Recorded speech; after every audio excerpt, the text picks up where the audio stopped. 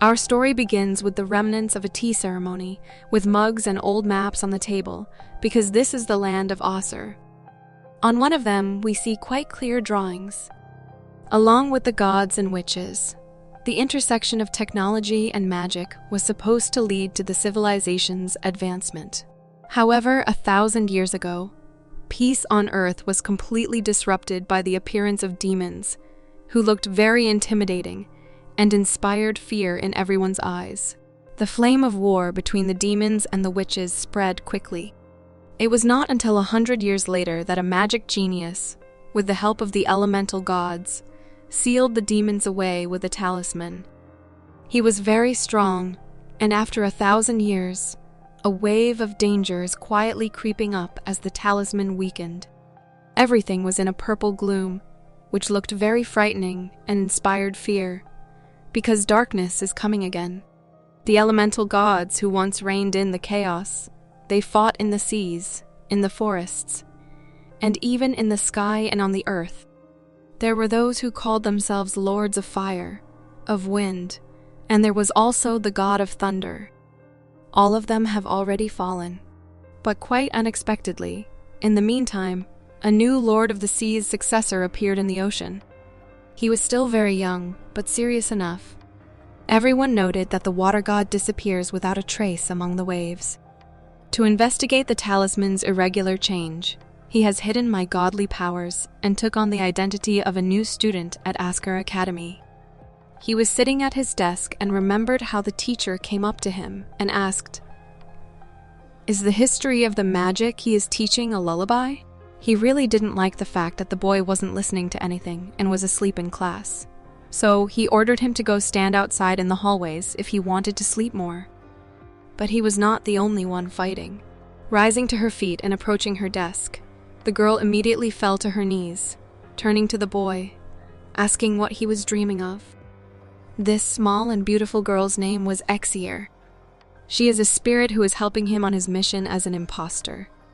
She will face the upcoming dangers with him. It was his assistant who was also an excellent partner. For example, if she needed to listen to his conversations, she would do so without any questions or objections.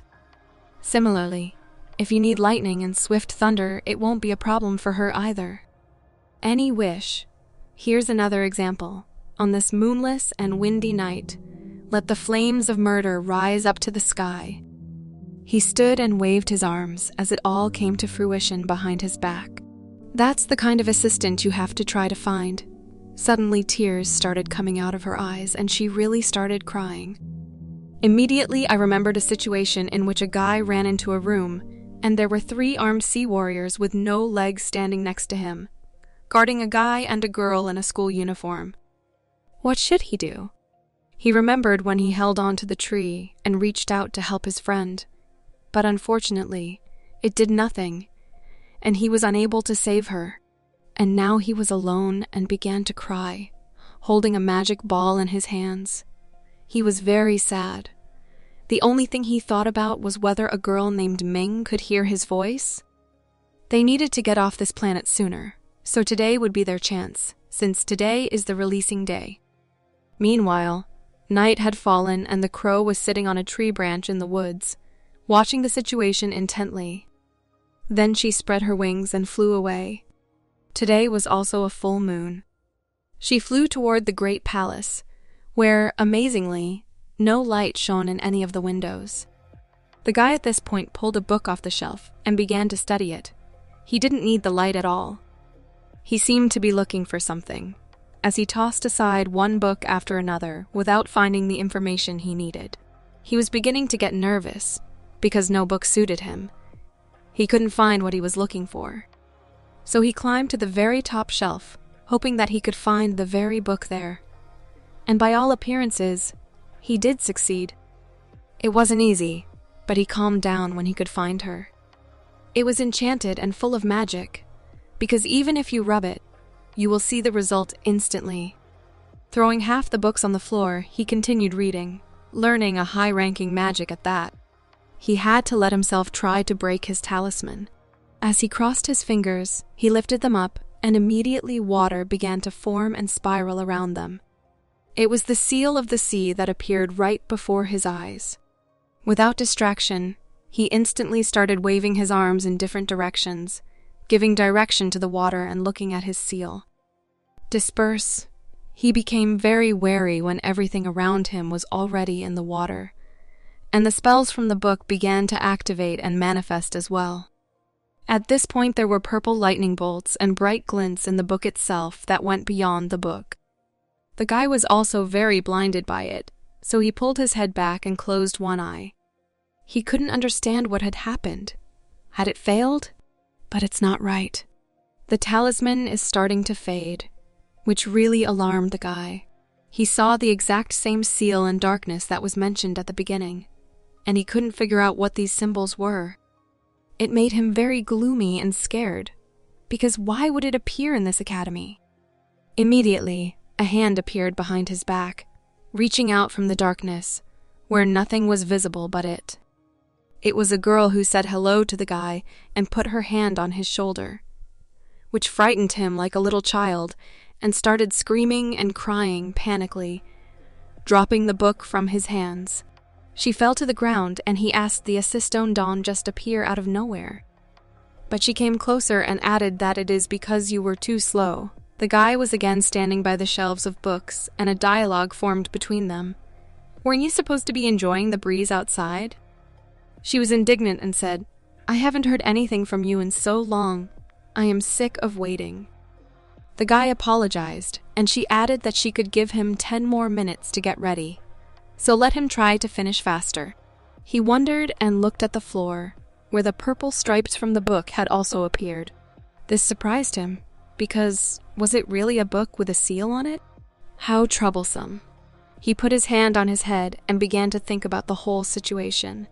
Immediately, a huge 15-meter-long snake appeared behind him, its eyes also glowing purple, and that really caught the guy off guard and surprised him. He took a piece of the purple remainder of the book in his hands and clenched it in his fist. It's surprisingly pretty sticky. At that moment, the snake appeared right in front of him, so there was no way to avoid it anymore. He definitely noticed it. Not believing his eyes, he decided once again to make sure. Is it really a snake?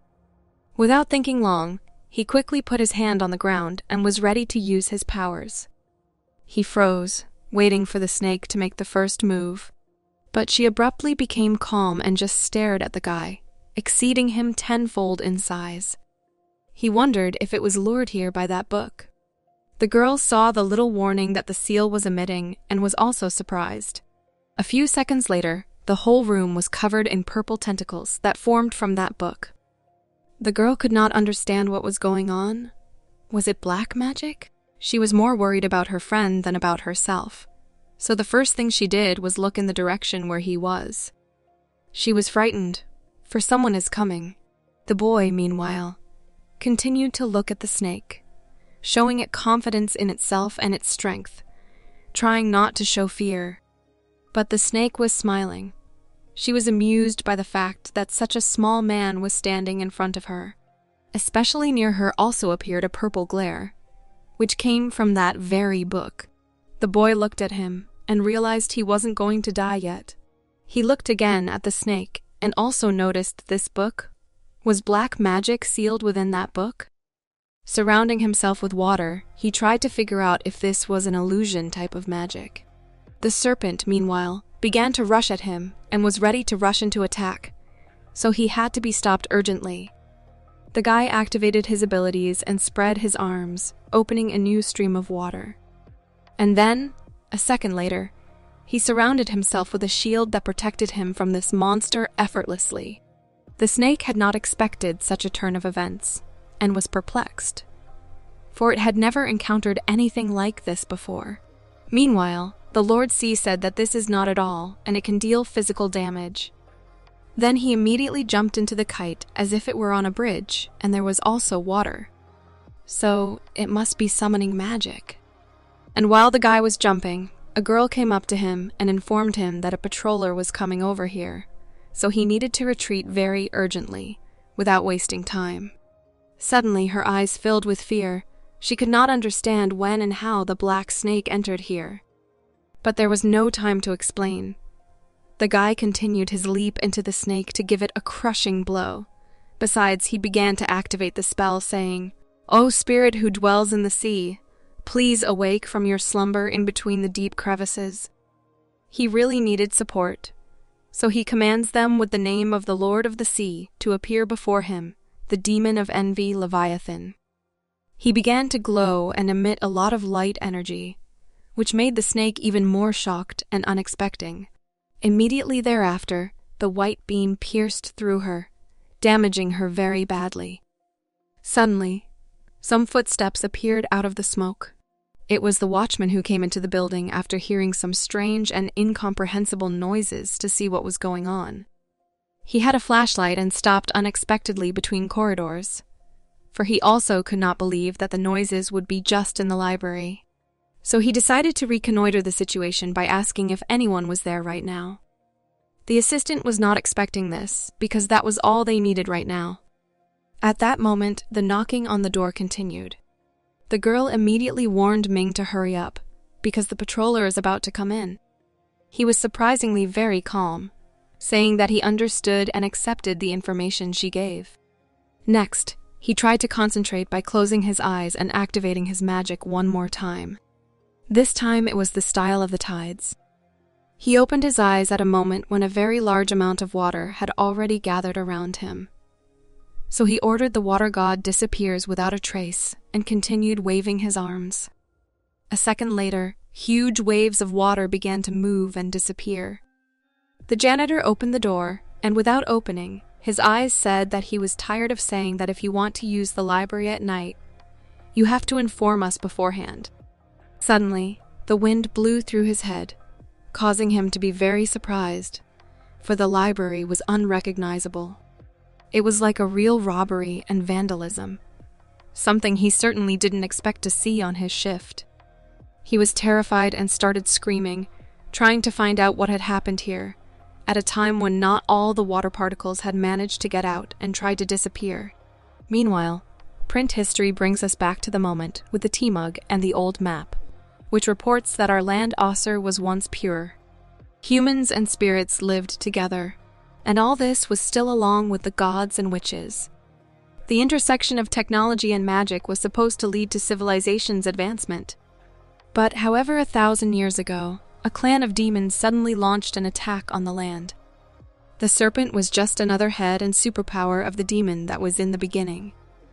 All this contributed to the beginning of the war between the demons and the witches.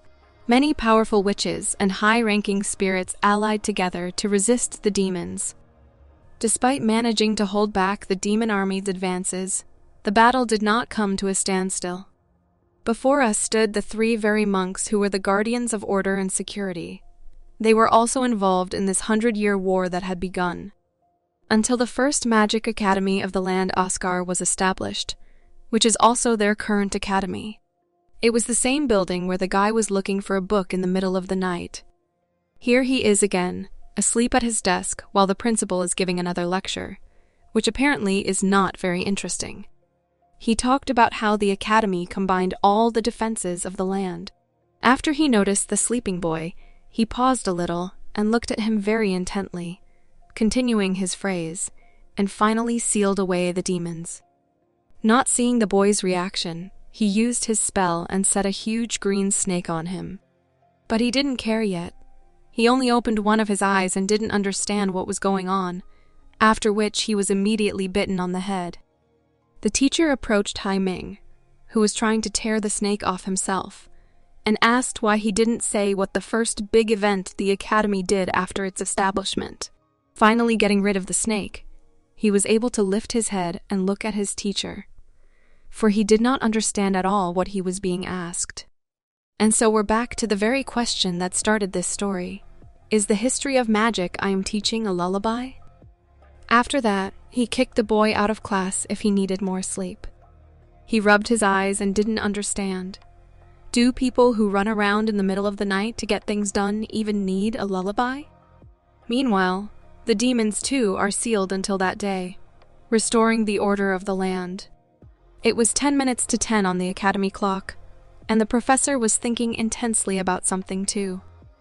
That is his reason for showing up at Asker the demons that were sealed away with the talisman. Haiming also became very serious and prepared for the events to come. But from the outside, it didn't look as cool as it did in his head, because the girls across from him laughed, asking, "Has he been punished?" But it didn't make the guy feel good, and he tried to explain to them that it was that giant black snake's fault last night. Seeing the guy standing there blushing in front of the girls, his assistant went up to him and said, "If it isn't our Lord of the Sea, you are being punished." How pitiful. She was also very pretty and smiling as she looked at him, for she dressed that way on purpose for all her meetings with him. He calmed down and said, "How dare she say that? If she weren't put into this situation by them, I would not even come to this academy." The girl came up and hugged him, saying not to mention there is a very powerful companion spirit, which is she, and she is following him. So, get your act together. And despite saying that, having to find the reason why the talisman has become weaker, they tried to understand this and came to the conclusion that together they had to face an unknown enemy, and the girl must protect Haiming well. It was her main goal for this period of life, which inspired her. The girl stepped back a little and realized that she had to try not to think about that anymore. But where did he go? But the guy just closed his eyes and thought about the situation. It never got out of his head that everything is always with the same pattern. Suddenly, the girl sneaked up on him again, unnoticed, and began to squeeze him tightly, ordering him not to ignore her anymore. But the guy just exhaled and tried to explain that the bell has already rung for recess. The girl became very wary and aggressive, because how dare he say that? Especially when he is only the acting lord, and he still carries the title of the Lord of the Sea. She stopped, clasped her hands together, and said that being able to ride the waves, calling upon the life of the seven seas, even the beasts of the abyss would listen to his calls. But the guy didn't want to listen to her. All his thoughts were just about the seal they saw. He wasn't interested in anything else. The girl put her hands behind her back and asked him if he really saw the symbols on the seal. But he was categorical and serious. "I can be wrong. I have seen that symbol before in a restricted book in Grandfather Hade's private collection." The assistant thought after these words, "It has sent the secret organizations of the land into chaos before." Their actions were suspicious, and there were marks of them all over the land. Haiming was also wary because everything related to it all vanished without a trace after the war. The girl was not thrilled with this information, and was really very surprised. Is he suspecting that the seal has something to do with the talisman becoming weaker? The Lord was also wary, for it seems that the key to the solution is very close indeed. He also added that Grandfather Hayes' guess should be correct. While they stood by the window and talked, they noticed that this academy has already been infiltrated with an unknown power. All the while they were being watched by a snake that seemed to be watching them, and was ready to pass all this information on. Having finished their conversation, they went out together for a walk, where the girl for some reason was very happy and flew beside the guy, who was still walking and thinking about his own thing. Suddenly she became very embarrassed and began to transform, turning at once into a very cute and very beautiful kitten. After that, she began to lick her paws and stopped when she realized that she was much more comfortable in physical form. They were almost to the entrance of the building, but the girl was confused by the boy's appearance, so she decided to find out what was wrong with him. Was he still thinking about the seal? He stopped and became very wary of the fact that the seal had appeared in the Academy of the Library. It means that it has connections to the Academy itself. But as a newcomer in this Academy, the amount of useful information I can access here is way too little. The girl asked, "Now where should I make my move?" She also specified that his body smelled rather bad, so it would be good for him to wash. He also wondered if he stank. But the assistant added, "That's weird. It wasn't here yesterday." Immediately after, they were surrounded on both sides by some strange guys who started stopping them and asking them to make way, and don't block Miss Cindy's path." They were as surprised and shocked as they could be, so they looked at them and back with wonder. It turns out there was already a carriage, which was harnessed at once 2 horses. At that moment, the first step was taken, and a very pretty girl came out into the street, followed also by a guy dressed in a similar way. His assistant was very surprised, asking who they were and why there were so many people around them. "She is Cindy Sandal, Asker Academy's Student Council's vice president. She was really very nice and pretty, and you could see the confidence in her eyes." Taking another step, she looked up, for she was standing in front of the main entrance to the Academy building, which had been designed by true masters and fans of their craft. You could say it was a little Hogwarts, but suddenly her gaze changed abruptly. A shadow and anger appeared over her eyes. It seems she is here to finish what she started. She turned to the guy and clenched her hand into a fist and said that she is back. He was perplexed by this, but she also went on to say that now, at last, she would be able to see her dearest big sister. Probably she must have gotten tired of waiting for her. She went on dreaming, her joy beyond measure. She added that Cindy will go and meet her now. Putting her hand over her heart, she was embarrassed again, which surprised her partner very much. He was disgusted. The vice president then cleared her throat and ordered the assistant to first report to the headmaster about the results of the examination of their branch schools this time. But she was still a little confused. Something was still bothering her because she couldn't stop thinking about this strange old man who must have leaked insider information again. It almost caused this mission to fail, so she will have to punish him later. She became very angry because if it weren't because of her precious big sister, she would have skinned and fed him to beasts already. How suddenly she was very surprised because she could not understand where was such a bad smell coming from. She looked toward the crowd and realized it was coming from someone in the crowd, so she asked to step to whoever was stinking now. Everyone started to disperse, and the guy's assistant asked him, "Shouldn't you try to get close to her, and why don't you try to fake a personality?" But the guy stopped her, because all the movements of the academy participants were always in the public eye. "Didn't Grandfather High say that we should lay low as best we can?" After that, he became alert and looked up, because since they did violate the boundary treaty in a way, each and every spirit or god were forced to sign the treaty, which forbade them from leaving their historical sites. The vice president at that moment asked everyone to disperse and looked warily towards the guys, at the moment when the Lord of Sea continued his story, mentioning that he is a human who became a god is an accidental loophole in the system. After these words, behind him stood the same girl who was very unhappy with the smell and asked him to turn around and stand in front of her. Ming was also surprised and asked if she was really sure that she was referring to him. Without answering a word, she immediately went as close as possible to him and began to examine and sniff him. She was very surprised and disturbed by the smell that departed from him, because this could not be any mistake, so he stank for sure. The VP immediately pointed her finger at him and asked if he was a newcomer in this school. The guy was completely uncomfortable with this, so he didn't even know how to react because he had just been laughed at in front of the whole academy. He just agreed and blushed a lot. After that, the girl immediately turned away from him and asked him to follow her to the meeting room, from which he was also no less surprised. But she waved her hand and said that he had no right to refuse.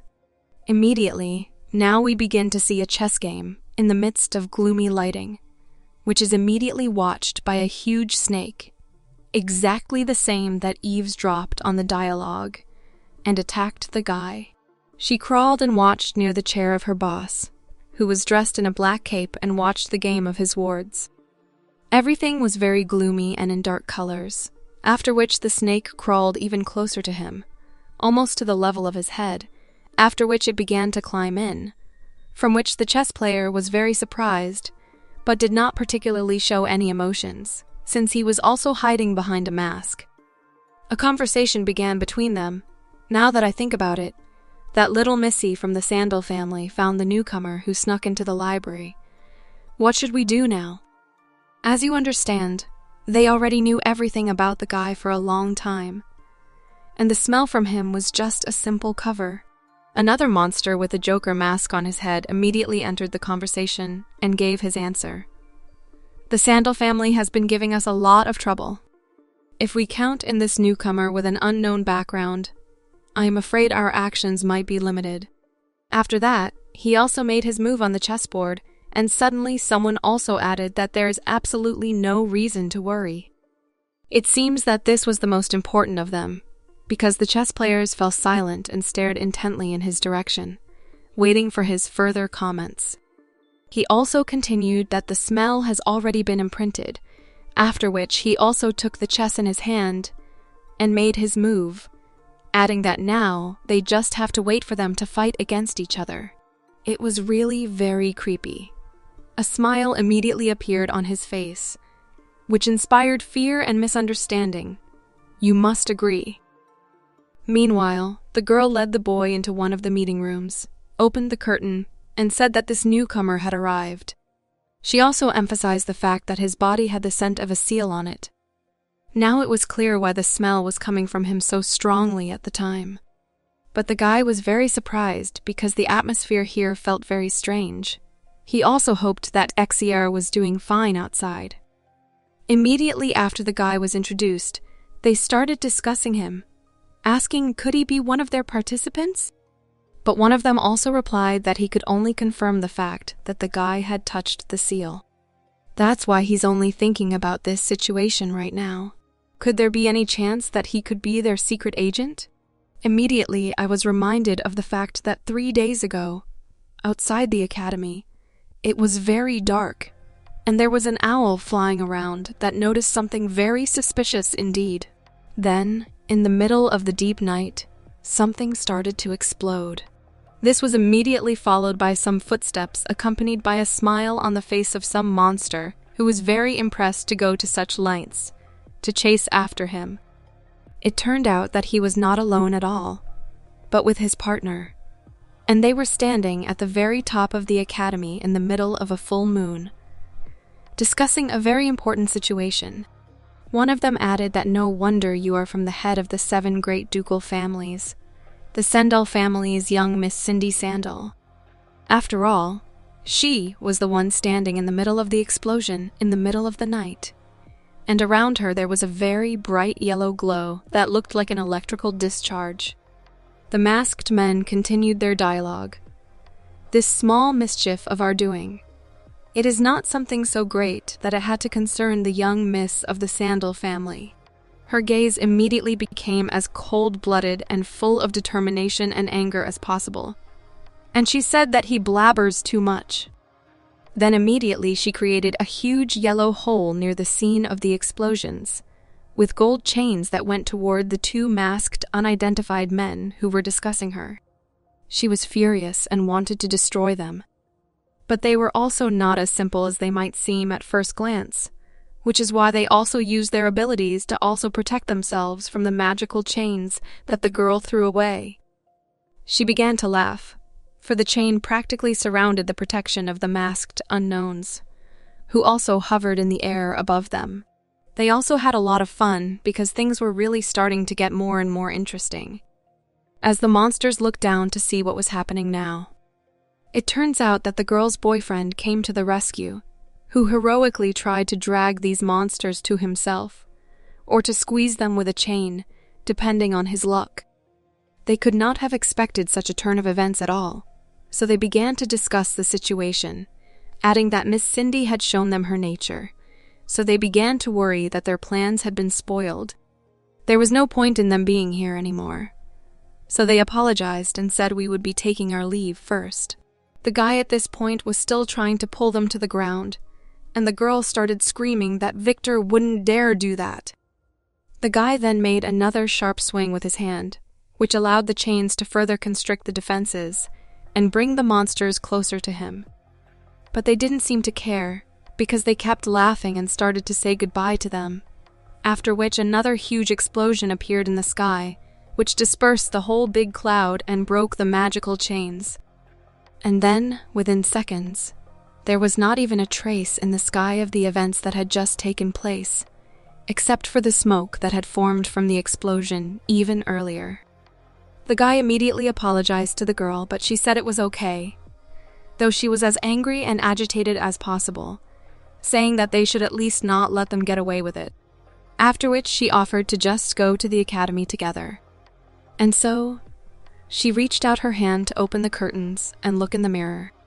She couldn't help thinking that she has only been gone a month, but the seal has already blended itself into the student body. She turned to him and asked if Hai Ming Oceanus was really standing in front of him. Then I asked him to tell me what's the objective. Hiding himself in Oscar Academy? The guy was very excited and frightened by this, because he had no idea how they were able to discover his identity. So he urgently needed to come up with something. He rolled his hand behind his head and said he was here to learn magic, of course, because only those with magic can have a bright future, you see. You could tell something strange by his behavior. So the girl clenched her hand into a fist and put her mug of tea on the table, then said she should have known better that you wouldn't admit everything that easily. It was clear from her that she didn't trust the guy, so she turned to Victor to fix the situation.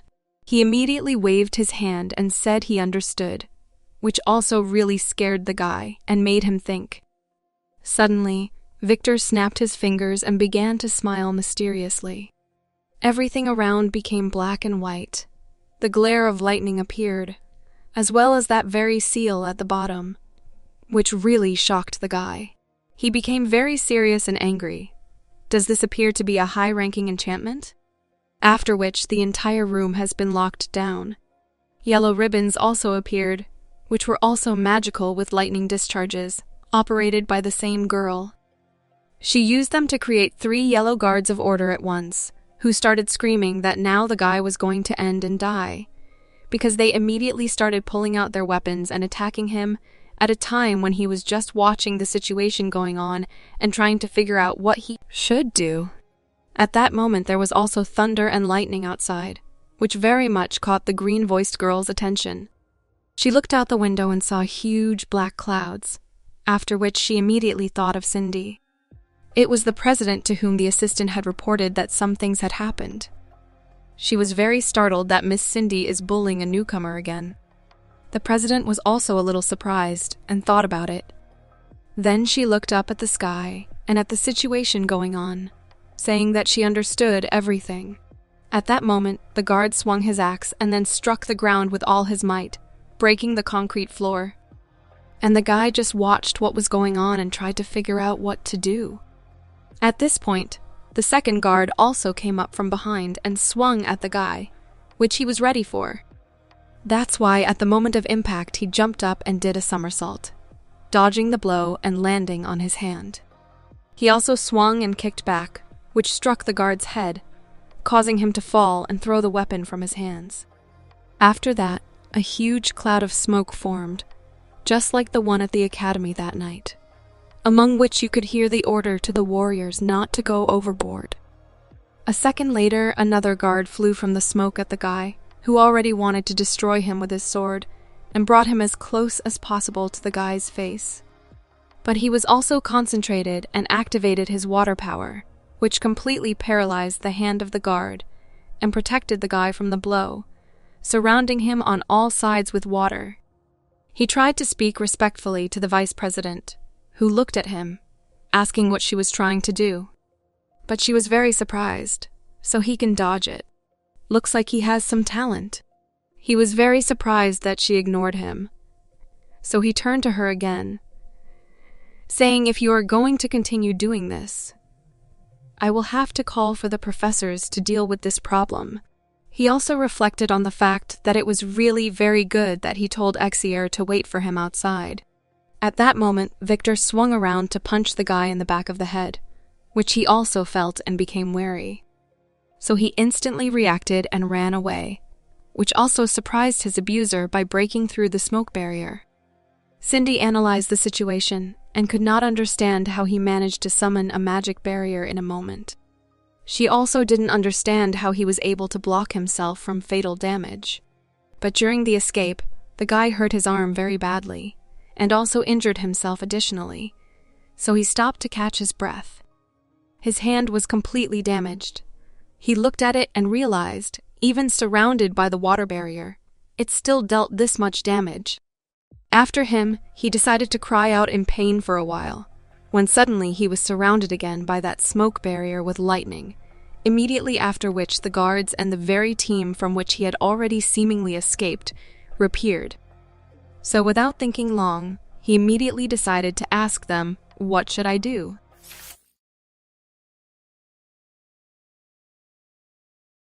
Well, our story today begins amidst a huge stone wall, near which the main members of the academy surrounded a guy who was holding onto his arm in pain, and was visibly injured because he did not engage them in a duel. The girl looked at him again and said she was now giving him one last chance.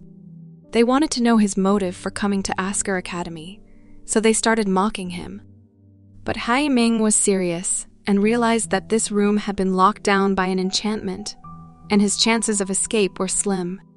He also realized that if he began to fight them unexpectedly, it might arouse quite a lot of suspicion among his enemies. But he also thought that if he didn't, there might not be a future where he could fight back.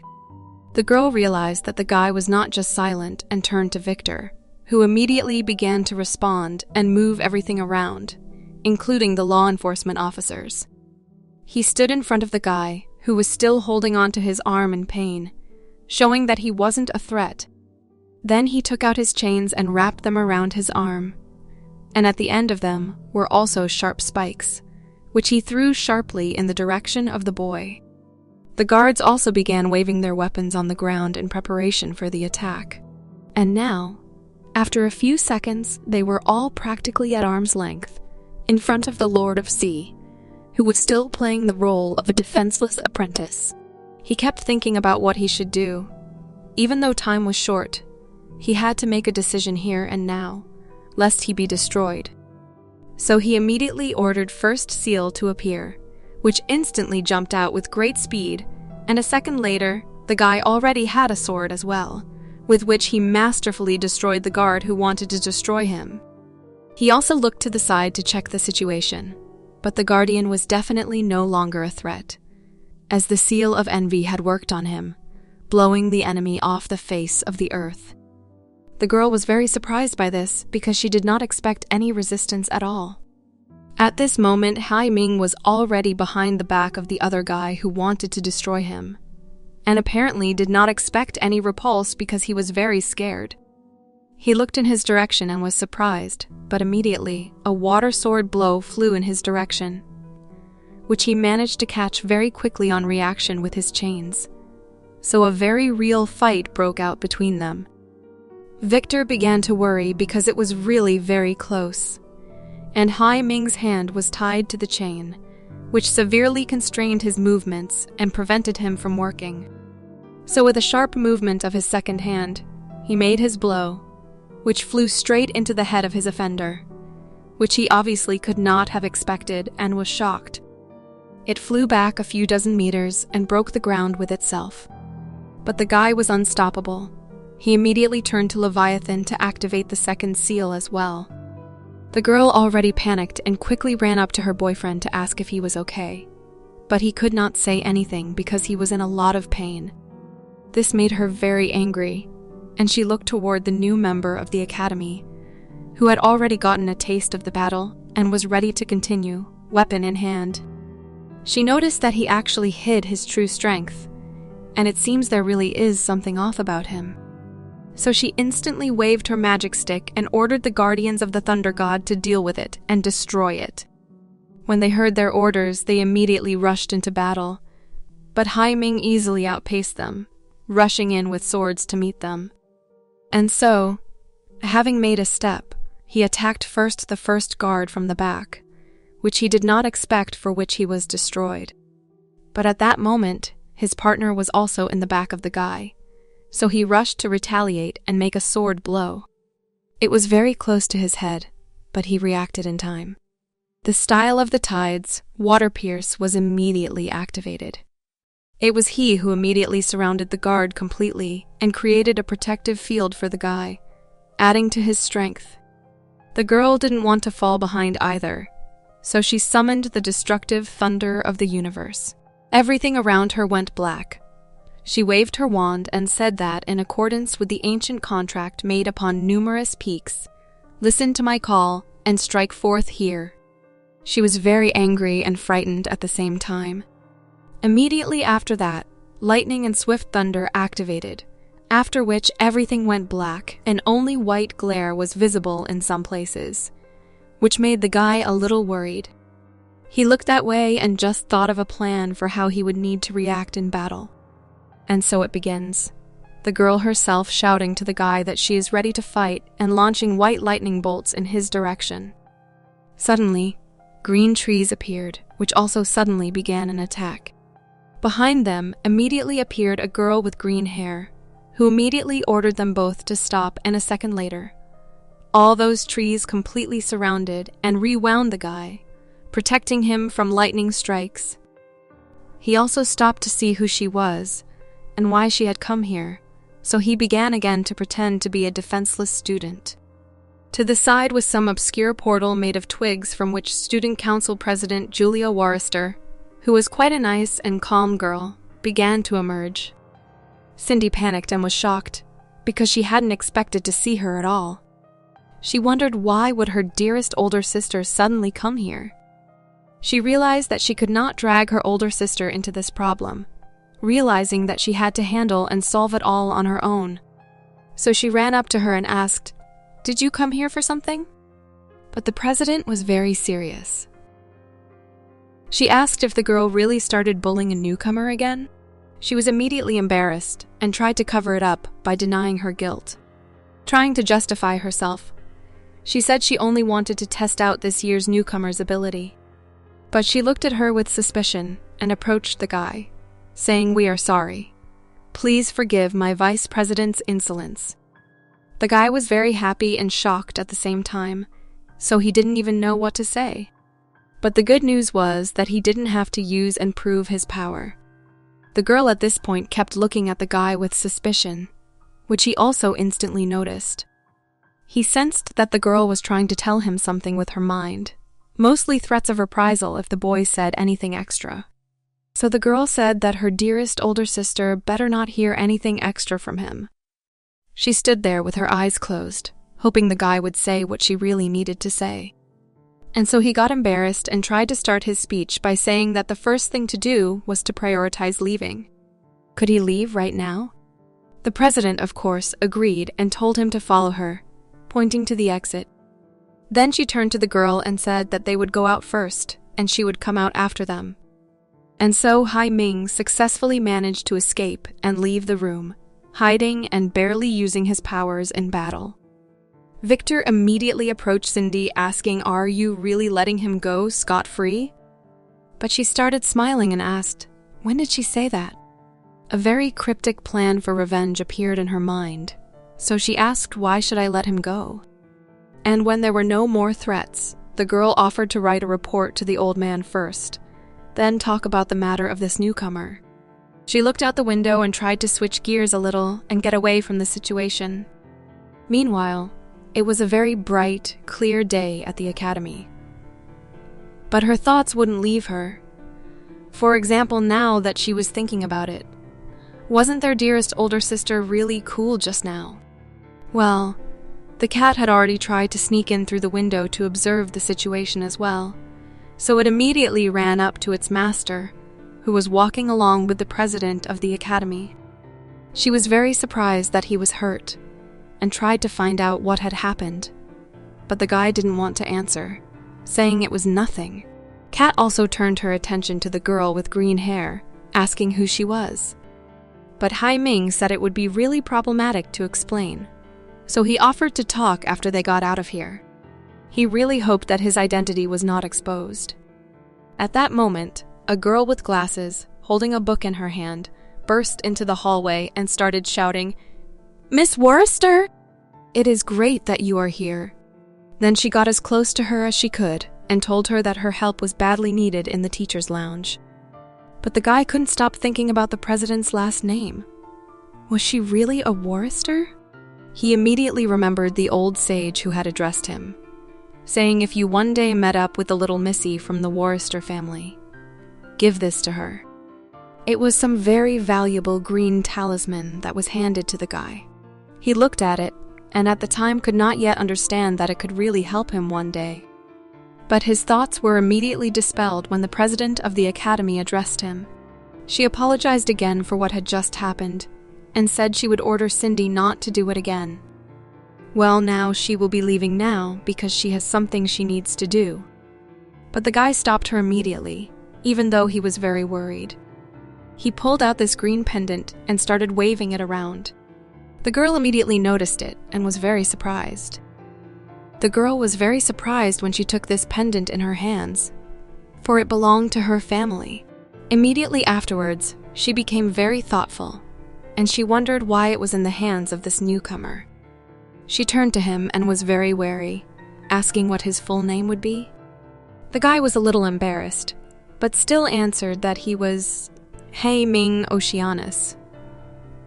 But call me Hei Ming for short. In any case, it's still a made-up name.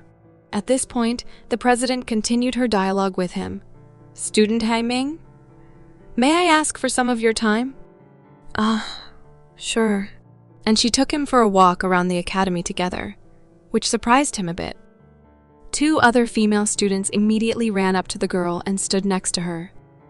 But the guy couldn't help thinking it was Julia Warrister.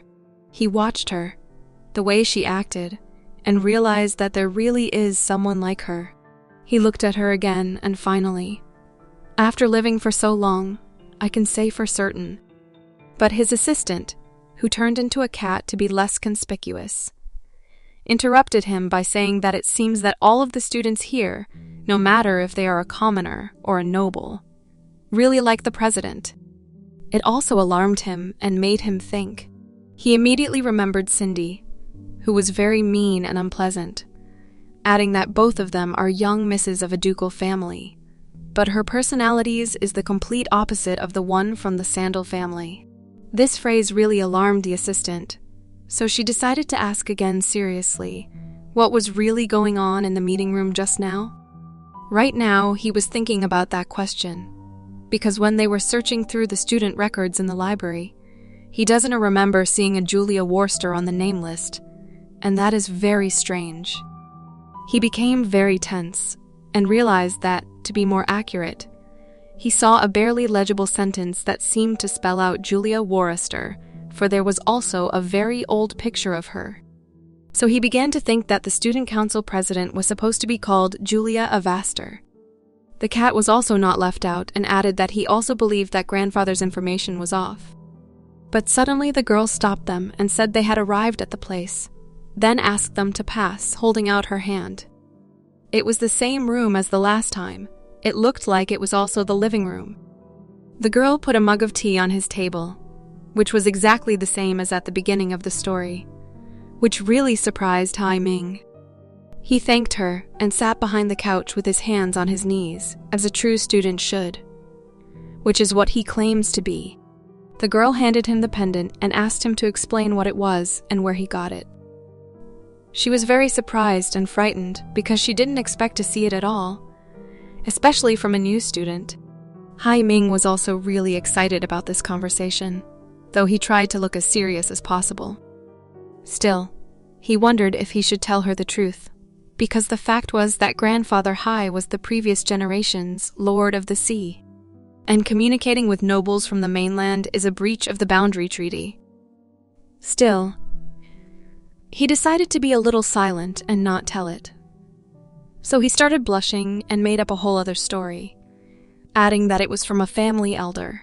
The girl listened very carefully to his story, and tears began to well up in her eyes.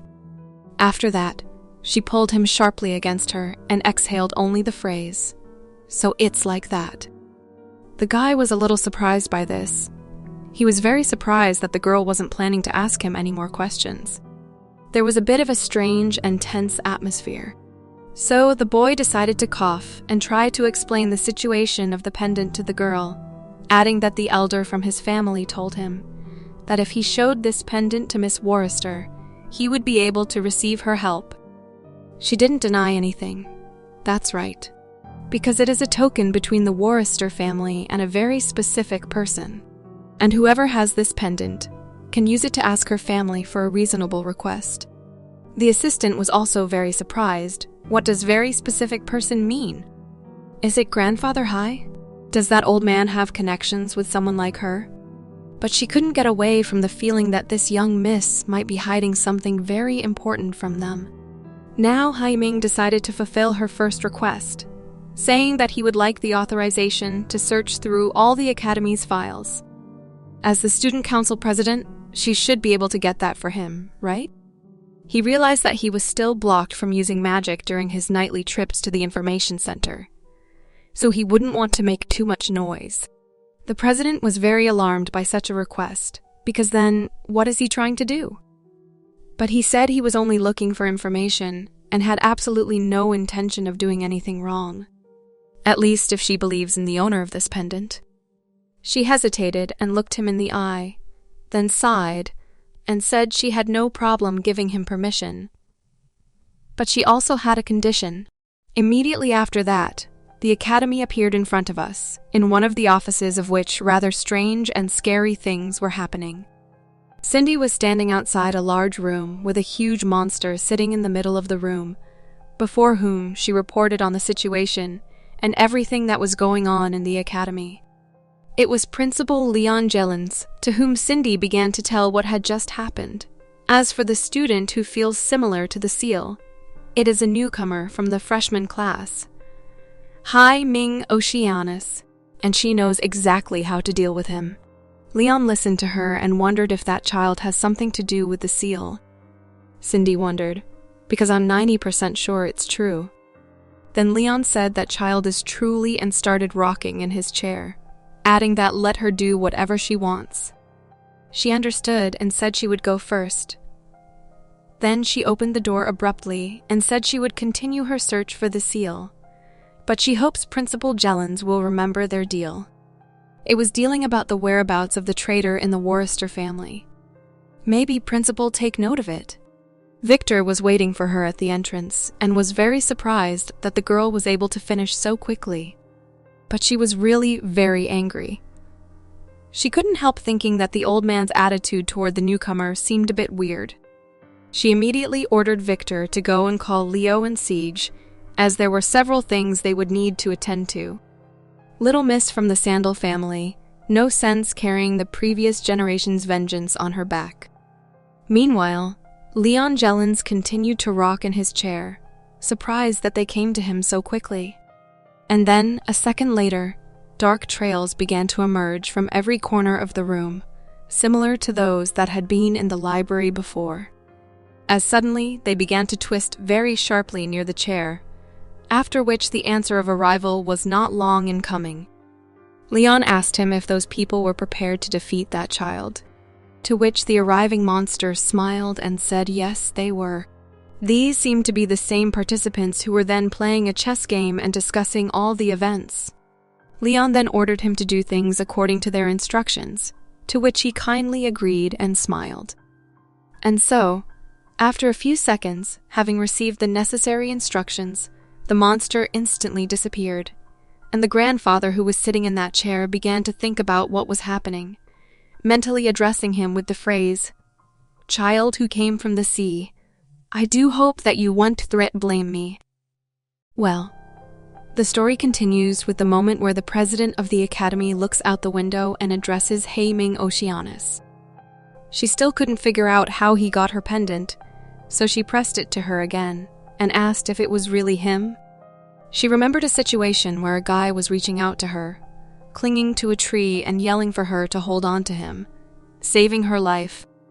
At that moment, a girl came into their office who wanted to talk about an upcoming competition that was planned and postponed at the Academy. She understood and said she would attend to it immediately. Meanwhile, some strange things were happening near the largest building at the Academy. as it looked like someone was using magic to make the trees wrap around the entire building. Haiming stepped closer and looked at the steps he had to climb, adding that this must be what that idiom means. He got a little upset and pulled his hand to his head, frustrated that there is no such thing as a free lunch.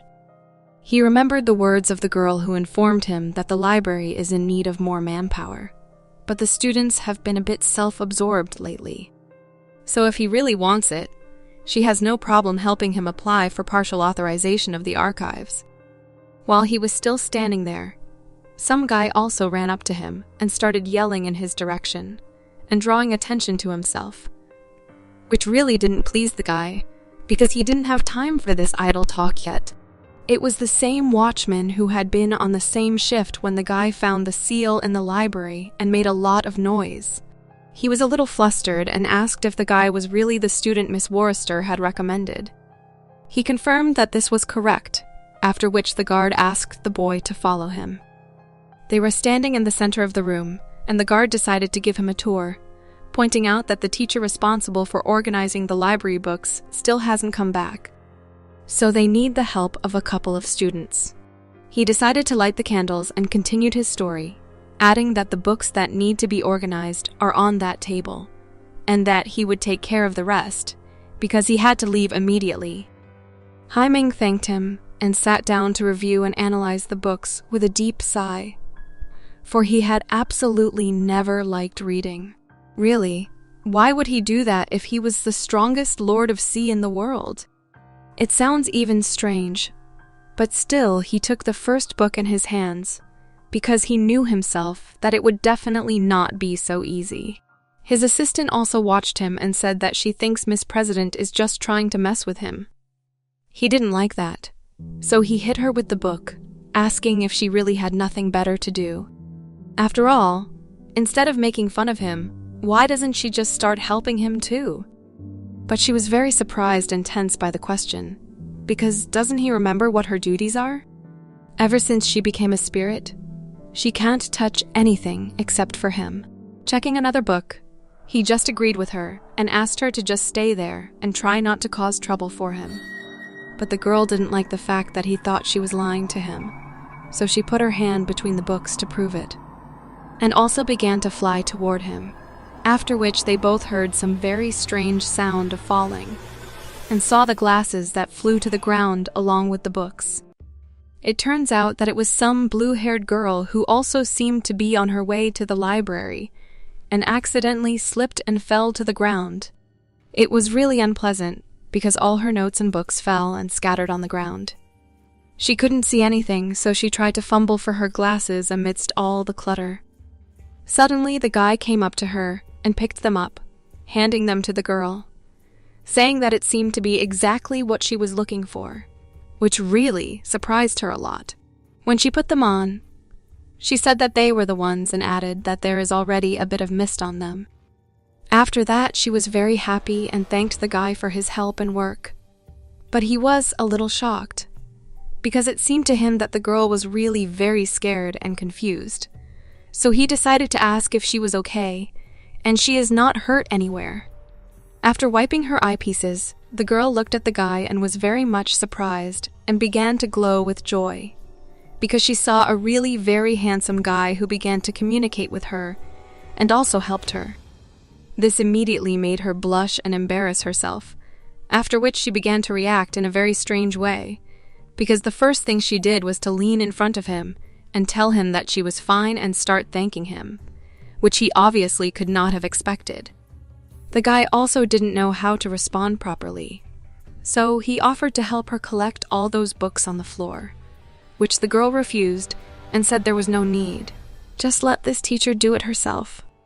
Then she used her powers and waved her magic wand, which lifted absolutely all the books and notes into the air. And a second later, all the books were sorted and stacked in the right order. She continued to be embarrassed, and even lifted her leg up to get the guy's attention, and added that she'd just go back to whatever you were doing, and no need to worry about this teacher. He and his girlfriend were shocked by this event, and just stood still for a while, trying to get away from what a strange teacher this was. Suddenly they saw a rock on the floor, which they immediately began to examine together, trying to guess why it was here. When they took it in their hands, they saw the inscription, Quimper Megamot, which surprised them very much. Hai Ming looked in her direction and asked, "Did that teacher drop it just now?" Then he continued to look at it, which aroused the girl's interest, for wouldn't he try to bring it back? He replied, "That teacher went up to the second floor. There's a magic circle protecting that area. If you don't have permission, you won't be able to go in." So he lifted the stone up again and began to examine it more closely, emphasizing the need to return it to her when she comes back down instead. But it was not an easy rock, because the inscriptions on it had already begun to glow, which surprised the guy very much. He began to feel that there is something off with this rock. It was already quite dark outside, so the guy began to stretch and was very glad that he had finally completed all his tasks. But the thought never left him that that inconsiderate teacher never came back. The assistant was also very tired and told him so, asking why didn't he just bring it back another day?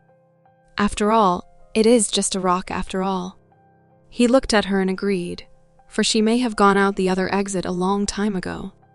So they began to walk out, agreeing that they would just return it tomorrow.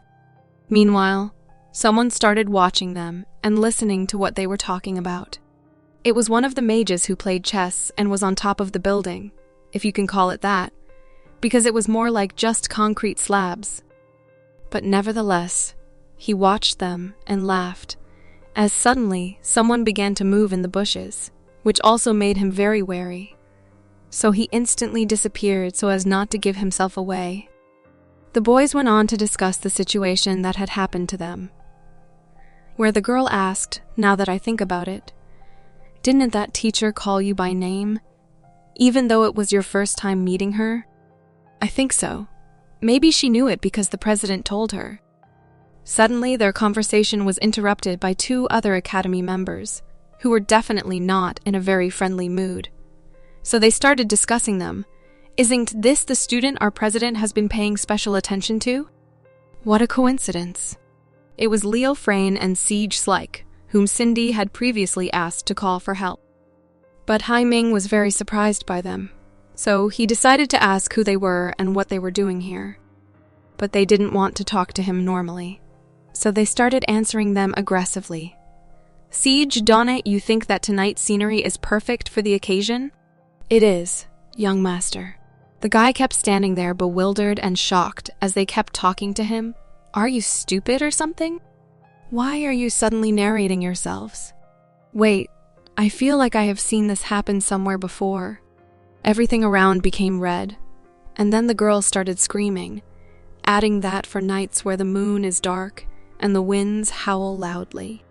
Then the whole place looked like hell and began to burn, and the guy straightened his arms and began to shout, saying that it is a perfect day to wreak havoc. And his eyes also began to glow with a red light that filled with terror.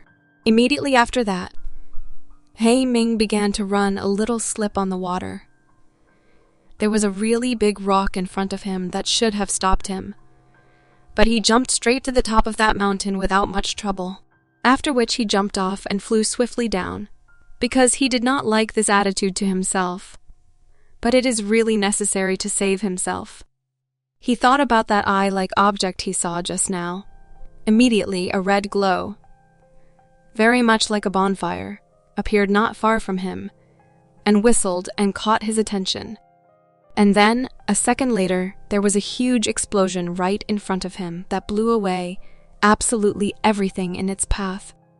It was a blow from the sky, very similar in trajectory to the meteorite that flew into the forest, and also hit our Lord of Sea Girl. He began to analyze the situation and said if I saw correctly, that was a relic of flame spirit. A flame spirit of very high rank. But that is weird. How did he become a human's contracted spirit? Isn't it always serving at the side of the black flame dragon? At this point, two of the academy ran up to the guy and found him complimenting him on how he was moving really fast, which surprised him a lot. Siege became very angry. What? Not running away? Immediately afterwards, he started shouting, "Not like you could anyway," and activated a flame of fire, which flew toward the boy and the girl, and began to envelop everything in its path, destroying the ground. Haiming was shocked, and a little scared, not even as much for himself as for his friend. He couldn't understand. Had the fire disappeared? Suddenly, a red stain formed in the ground near his feet, and it began to smell up. The girl immediately ordered him to step back, after which a second later, a huge ball of fire started shooting out of her, which was similar in power to a volcanic eruption. The guy smiled, realizing that it is an attack from underground, and he got lucky there. Siege was clearly not happy that he missed, so he asked his partner if he realized what had just happened. It was some scary spirit who looked like a very old grandmother and a man at the same time, and could not hide his aggressive emotions. He couldn't understand why the guy couldn't learn to control his earth-splitting fire properly. "Do you think you're being funny, doing some stupid surprise attack?" The guy's girlfriend was already very aggressive and asked his permission to teach that red-haired idiot a lesson. He was a little surprised by this offer, but still asked her to go and hide in a safe place, as it would be quite difficult to deal with him. He thought about the fact that he was originally planning to avoid trouble, so he ran away, but it seems that no matter what, he is forced into battle. But the girl started to stop him and talk him out of it, so she quickly ran up to him and started hugging him very tightly, and also tried to kiss him, which he obviously did not expect and did not want at that moment. So he started pushing her away from him, ordering her to stop making a fuss and go already, which she clearly did not agree with. But the guy needed her to leave because this place is too dangerous. She tried to explain to him that she didn't want to leave and let the guy get hurt again like the last time, so she would stay here to help him as well. These words surprised him very much, and he found it a little hard to believe, so he turned to her. And with a calm face, he asked, "When have you ever been useful?" She continued to hold on to him and clarified what he was allowing himself right now. People watched him in bewilderment and didn't understand why, right now, he was talking to the air. From the outside, it looked really funny and amusing. Master decided to act and said that this is too good. Keep yourself at a distance, to which his partner agreed. Immediately after that, things got really scary again. The magician started calling on the spirit of fire again, addressing him and shouting, "If you want to blame someone for your current predicament, blame yourself for offending someone who should never be offended."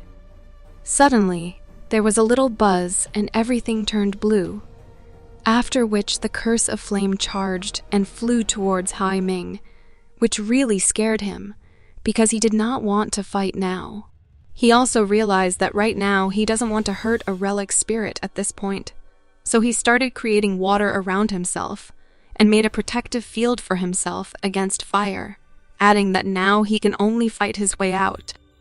His water power began to resist the fire and protect him from damage, but he couldn't understand what was happening right now, so he was shocked. Was it really an explosion? The blast wave was very strong indeed, and it looked like Haiming was not prepared for it at all. There were two guys standing in the trees, Cindy and Victor, watching the situation and the explosions in the woods. "Miss, it seems that it has started. But do we really have to do this? Now that I think about it, it could be that he only had the imprint of scent. It wouldn't be the first time the seal tried this trick on us." But the girl was absolutely sure what she felt from him was the seal and not just another imprint, that she could guarantee. Or at least, it is a scent that is much stronger than the one she has felt from the seal itself. She looked deep into the woods and added that since you aren't willing to help me in the academy, now that we are outside.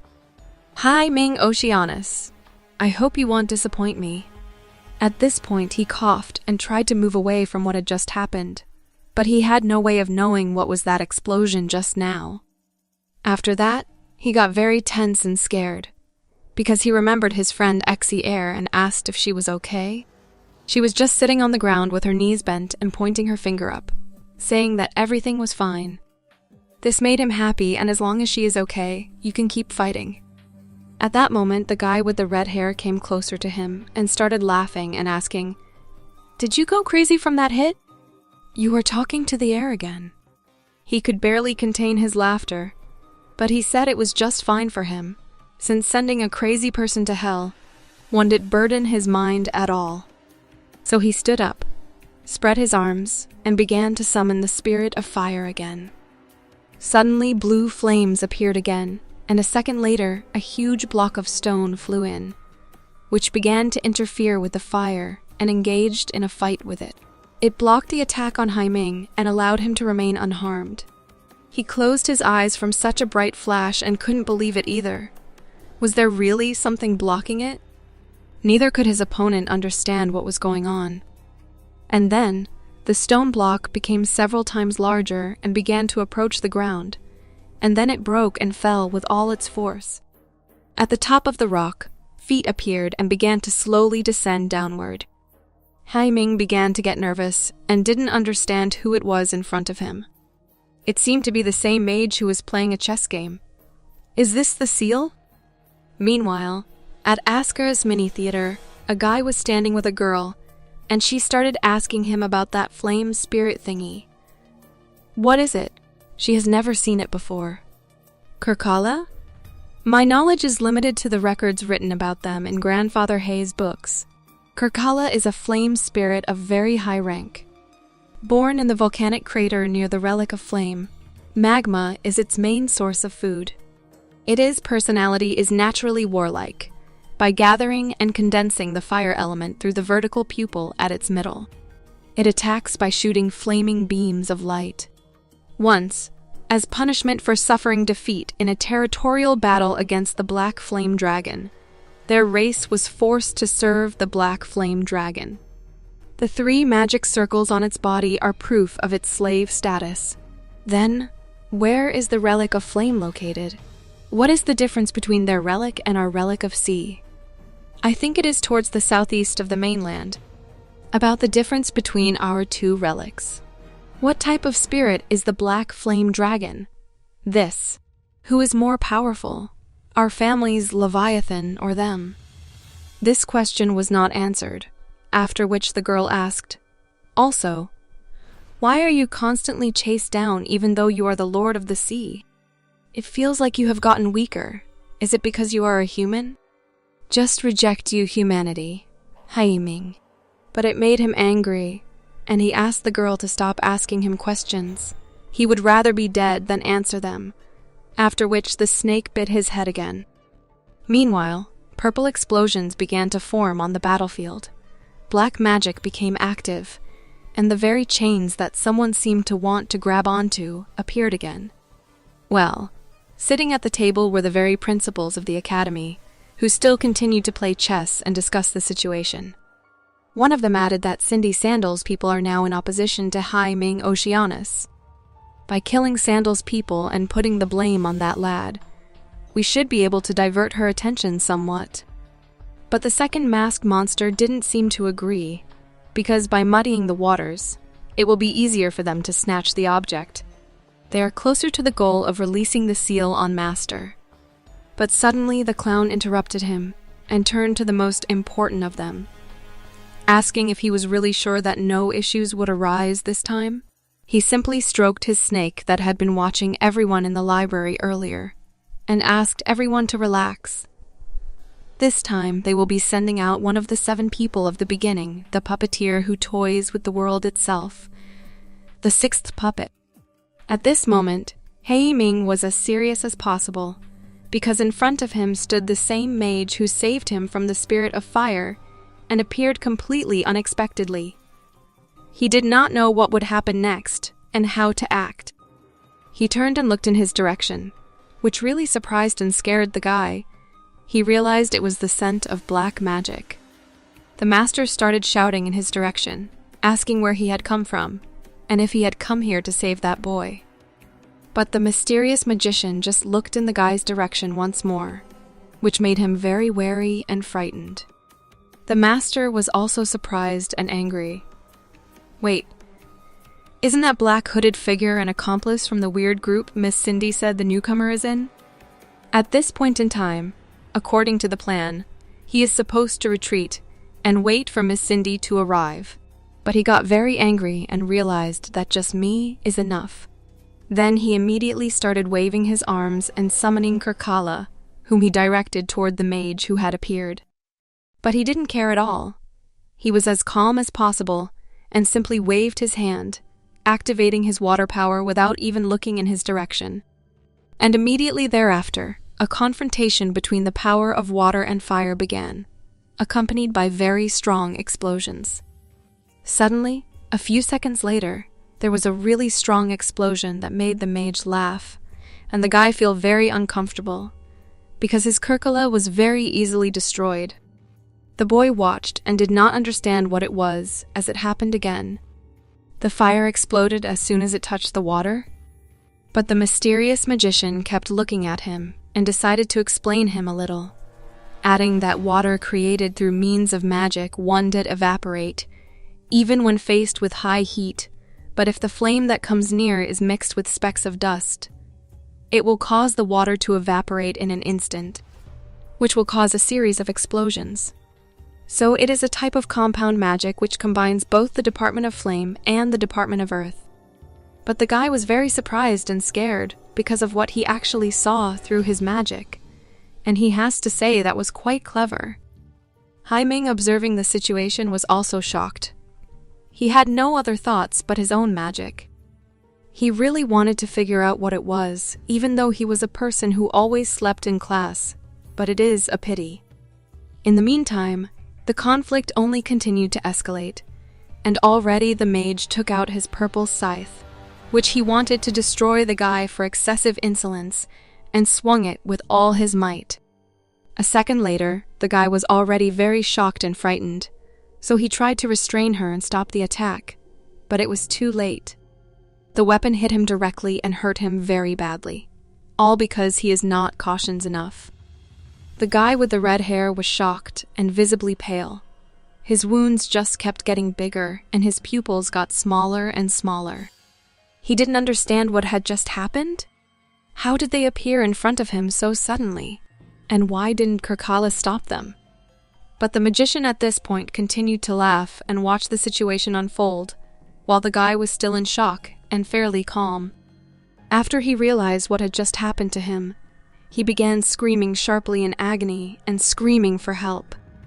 Meanwhile, his assistant watched the situation unfold and watched as the unknown man in the black cloak continued to still stand on the rocks and do these things to his partner. It seems that young master's movements suddenly stopped. He was upset and scared because there is some black mist in the way, so he can see clearly. A huge red snake also appeared, which really looked as creepy as possible and inspired fear. Was it really Uncle Dragon and all that he said true? At this point, his assistant could no longer simply observe the situation, so he quickly ran to his partner, which surprised the wizard. But he didn't care at all. He wanted to know if he was all right. He picked him up in his arms and started yelling, asking if he was okay. But he showed absolutely no emotion, though his eyes were not closed, no matter how hard he tried. The magician explained to him that it is no use. He won't wake up no matter how much you tell at him. He smiled again and said that only I can wake up someone who is entranced by the black mist illusion magic. Sieg looked at his assistant and was very frightened. But the magician meanwhile continued, "You, on the other hand, have retained your consciousness ever since I started releasing the black mist. How odd." Sieg started yelling at him, even though he was frightened, ordering him to give the young master go or else. Doesn't blame him for being rude. But he didn't care at all, and it made him even angrier. So he ordered the guy to be quiet and directed another charge of black magic at him as well, which flew out and grabbed him by the throat. After that, he lifted him up several meters, and even though the guy screamed and tried to get out, the magician simply continued the dialogue with him. "I must thank you. If it weren't for you bringing yourself to death's door, there would have been a witness to my plan. The boy tried to get out as he was very uncomfortable with the realization, even though he was firmly trapped. He still pulled himself together and ordered the mage to let the young master go. He was very surprised by this, as he refused to listen to the guy completely, so he decided to clarify whether these would really be his last words. After that, everything around began to turn white. Well then, farewell. The mage also began to turn white, which was not the case with his magic. It looked like he already wanted to finish what he started and destroy the guy. But at that moment, a really very unusual situation happened, in which Hai Ming decided not to stay away, despite the fact that the unknown magician saved his life from two malevolent enemies who were trying to destroy the guy. So he immediately picked up his sword and threw himself into battle, ordering the black mage to let the guy go immediately. This story takes place late at night, in the midst of an abandoned forest, where right now Lord of Sea is running around with sword in hand and ordering the Master of Darkness to immediately release the guy who a few minutes earlier wanted to destroy him. He fell to the ground almost immediately and was very shocked by this turn of events. He did not understand why he was being defended by someone he and his partner had wanted to destroy a few minutes before. There was surprise and fear on his face at the same time. And so, the mage's arm was successfully severed and fell to the ground after a sharp swing of the weapon. And the black mage instantly grabbed his sleeve and looked at his arm, which Hai Ming sharply cut with his sword and threw into the pit. The smile disappeared abruptly from his face, and he still addressed the guy by name, with a very unhappy tone. Then he started yelling at him, which frightened the boy a little, and put the mage in a really aggressive state that he had never been in before. These cries were also heard by Cindy and Victor, who also continued their hunt for a new member of the academy, to get back at him for being stronger than they had expected. She immediately told her boyfriend that they were already here, whereupon he immediately understood her and activated one of his superpowers, which began to move them very quickly to the right place. And so, while they were moving on the spirit, O.F. Thunder, the girl remembered that based on her instructions, Leo and the others should have retreated. But why does she have a bad feeling about this? She immediately thought of them and really hoped that the two guys hadn't dared to do anything unnecessary. Well, the dialogue between the black mage and the watermaster continued. Not bad. Not only did you escape being entranced by his black mist, he also managed to hurt him during the chaos. The guy at this point continued to stand and listen to what he was being told, after which the magician added that it seems like he is quite the annoying character. According to their plans, he is supposed to let him live for a bit longer. His arm began to glow, then flew back to him and began to regenerate back to his body. The magician still couldn't calm down, although his face was already smiling again, so he just decided to continue his conversation with the guy. But from what I see, letting you do whatever you want will almost likely bring about bigger trouble. So he will be making his own decision this time. After that, he pointed his finger at the guy and said that he would destroy him first. But he didn't care. He saw the seal on his hand, exactly the same one that was in the library. Which is why he came to the academy, because he wanted to learn the secret of black magic. After that, there was absolutely no more doubt in his mind that all this was true. So without thinking long, he immediately asked the magician if he was really one of the Sealshin's men. They continued to stand in front of each other and talk, but the question really surprised the mage, because he couldn't assume that the boy already knew about them. The existence of the seal is considered one of the mainland's secrets. It has impressive strength, knows about the existence of the seal, yet entered the academy under the guise of being a commoner. The black magician is getting more and more curious about boy. He kept smiling as he corrected his hand and added that, putting these aside, his current question is those two clearly wanted to hurt him. So why is he helping them? A really logical question, one that you and I have also been asking. But Hai Ming decided to respond a little aggressively. He doesn't think this has anything to do with him. After which he looked in the direction of his abusers, where they were trying to help each other, and added that, since those two most likely have a connection with the relic of flame. Sieg looked at his master, who was lying with his eyes closed and writhing in pain. He really wanted to help him out of this state. His eyes lit up red. He didn't understand what happened with that lad. Just now they were planning on attacking after landing, but he suddenly rushed out. Are not these two accomplices? Unless Cindy Sandal got her information wrong. He remembered how a little earlier they were standing by the window at the academy, listening to instructions from Cindy and clarifying whether they really only needed to lure out that newcomer's accomplice before retreating. But this made Leo a little angry. He didn't understand why he had to do such an easy job. Let them just send someone else. Cindy continued to look at them incredulously, whereupon Leo left and called Siege with him on this assignment.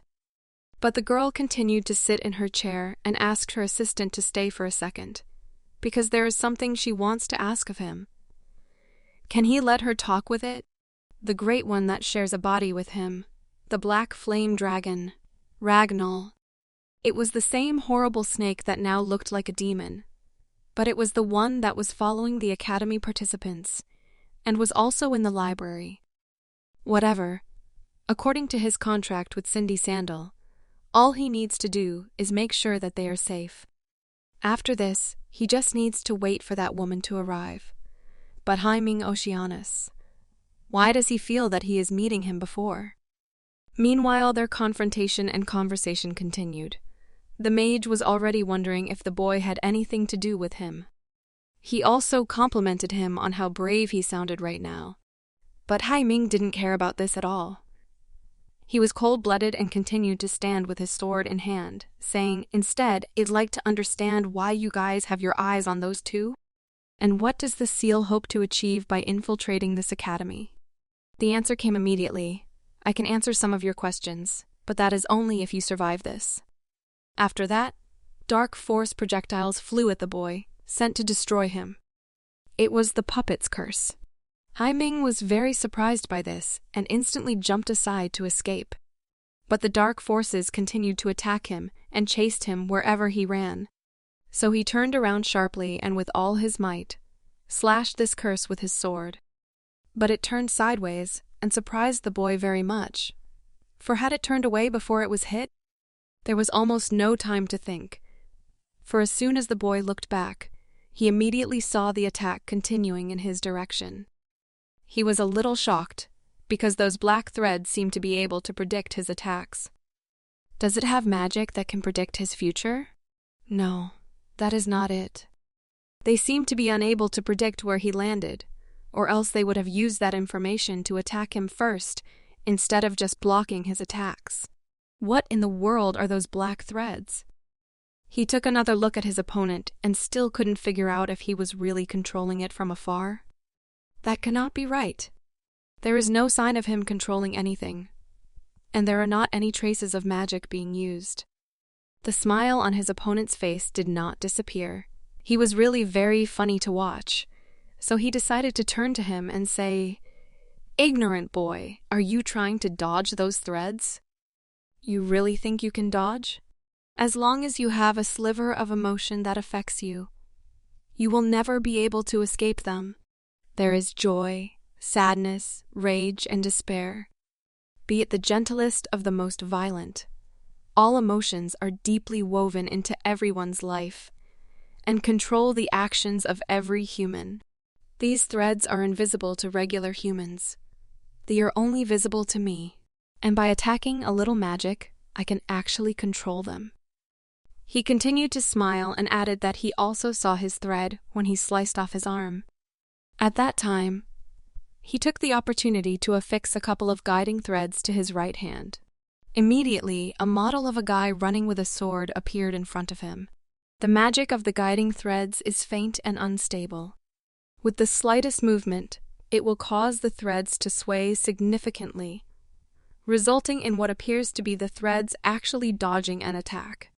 At this point, Haiming will already be trapped, and their magic will slowly attract other threads, increasing their numbers, until he finally became his very own controllable puppet. The angry laughter from his opponent continued to intensify, for his plan was almost perfect, and it was only a matter of time before Hai Ming would lose. But the guy didn't give up, and while listening to all this, he continued to fight, waving his sword. He also felt a little strange hearing this, so he decided to respond as well. Again? I'm afraid the battle will never end if this continues. So she continued to run, adding that if he couldn't defeat this magic, he would simply try to ignore it and charge the caster instead. So he continued to swing his sword and run toward his opponent. And now he was getting as close to him as possible and was ready to strike, but the mage just kept smiling at that moment, saying that it was a futile struggle. Immediately after that, those black magical streaks started coming out of the ground again, protecting the mage and stopping the guy's attack. Especially in the sky, there was a bright white flash that made the guy fly back a few meters. He caught his sword on the ground and stopped crouching on his knee. He was a little tired from such a battle and was surprised that he couldn't get any closer to him. He needs to deal with these black threads first. He got really scared at one point, because right now the movements of those black threads seemed weird. When the threads curved suddenly, it was at the exact moment his arm rebounded from the attack. Could it be that they are following the movement of his arm? Or more accurately, his right hand? Because all his movements were easily anticipated and counterattacked. He continued to sit, holding his sword and analyzing the situation. For the thought that his attacks had not yet been stopped did not leave his mind. At that moment, his opponent continued to watch, and was surprised at how he was able to block it. Impressive response. There is no choice. He can only take a gamble, and use his left hand instead.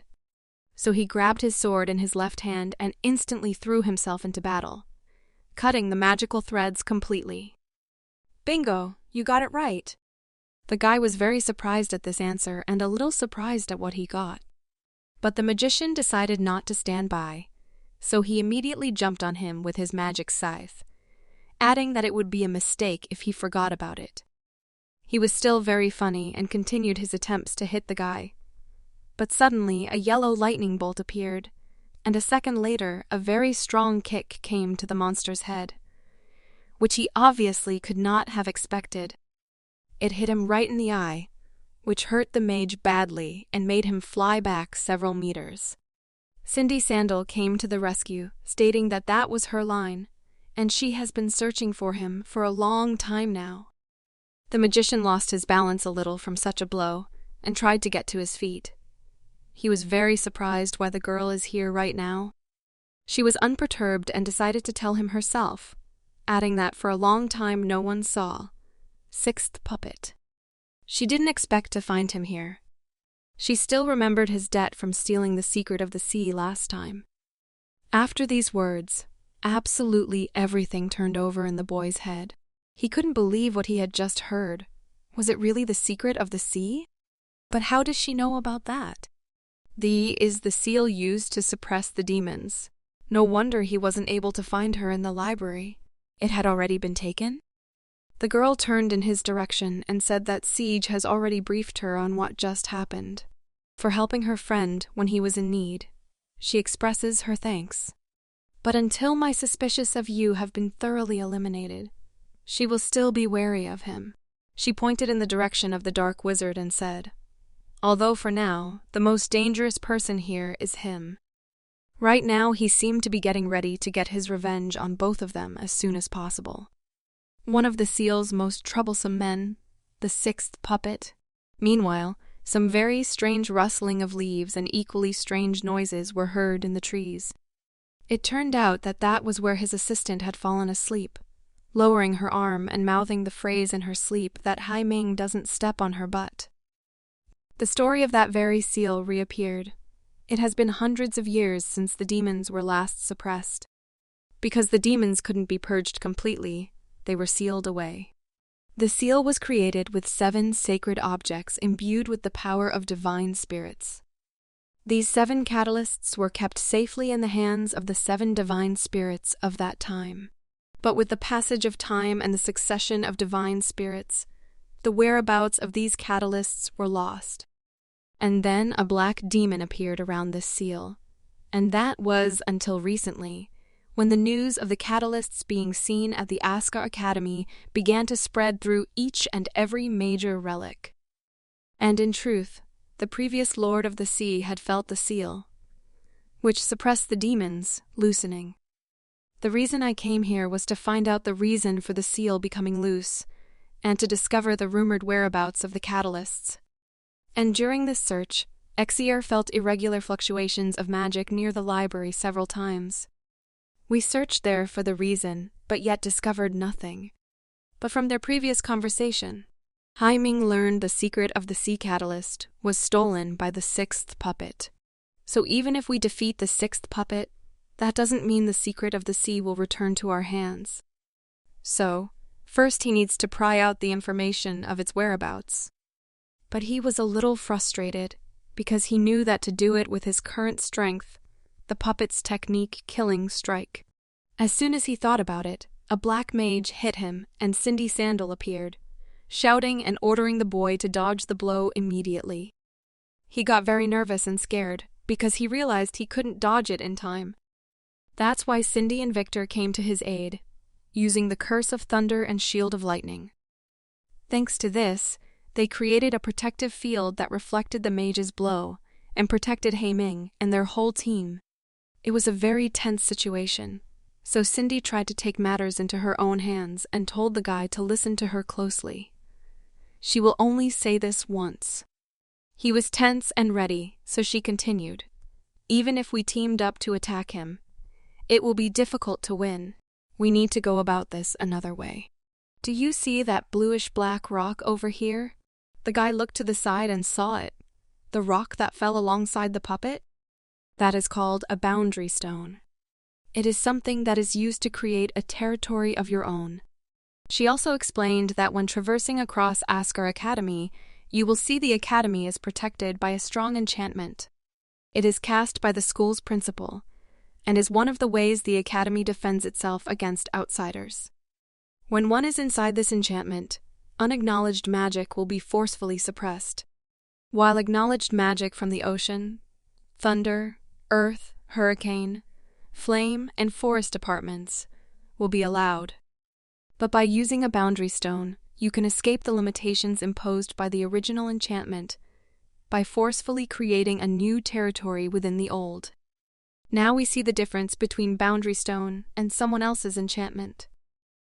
Cindy was also a little tense, and added that by being in the sixth puppete's territory, their chance of success is basically 0, which is why they have to destroy that boundary stone in order to use the power of the principal's enchantment to suppress him. Haiming understood and decided to ask, "So, you want me to destroy that stone?"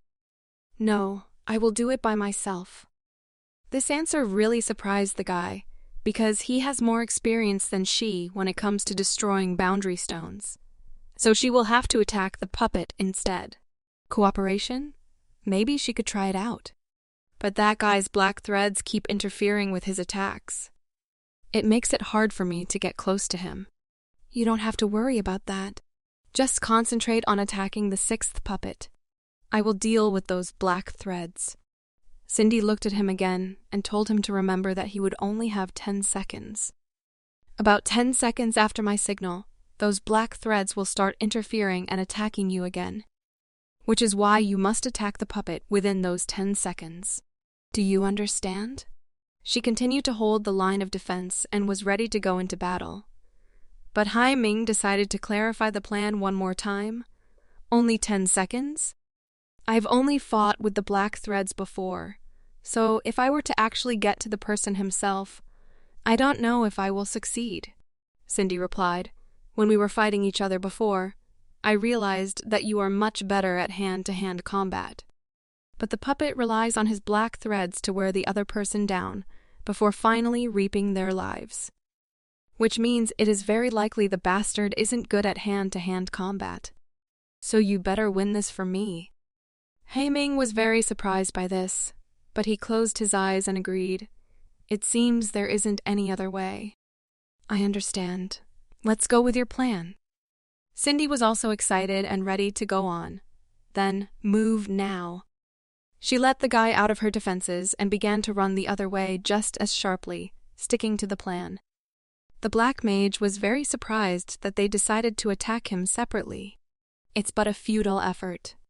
When Cindy Sandal got close, I applied guiding threads onto her. In the meantime, all those threads flew in the direction of the guy who also noticed it. Meanwhile, Cindy shouted and immediately ordered Victor and Siege to act now. Victor sat down in the forest and said he was fully prepared and understood the task, after which he immediately began to activate the lightning boundary. Siege, simultaneously with him, said that thou hast made me wait for quite a long time, and also activated the flame boundary. A hologram formed near them, which seemed to complement the two powers. The lightning and flame enchantment has been formed.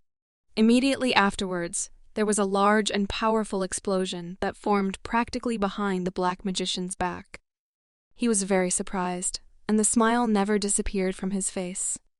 He realized that it was enhancement magic from the Thunder Department and restraining magic from the Flame Department? Are they planning on using these enchantments to limit my movements? That is not quite right.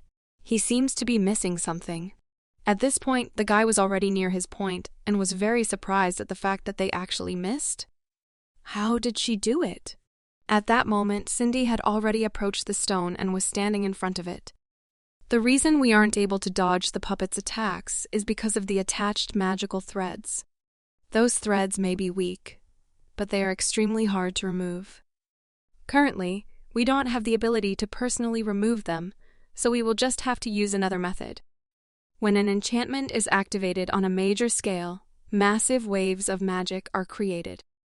And when two enchantments of different strengths are activated simultaneously, the two sets of magical waves end up opposing each other, which causes the magic as a whole to be disturbed. This disturbance will impact the magical threads, causing them to move about wildly without any order, thus missing their target. But the disruption only lasts for 10 seconds. Then the surrounding magic stabilizes, and the threads return to normal. So, there is only one chance. She stood on the boundary stone and was ready to act, which the black mage saw immediately and was perplexed. So your goal was the boundary stone all along?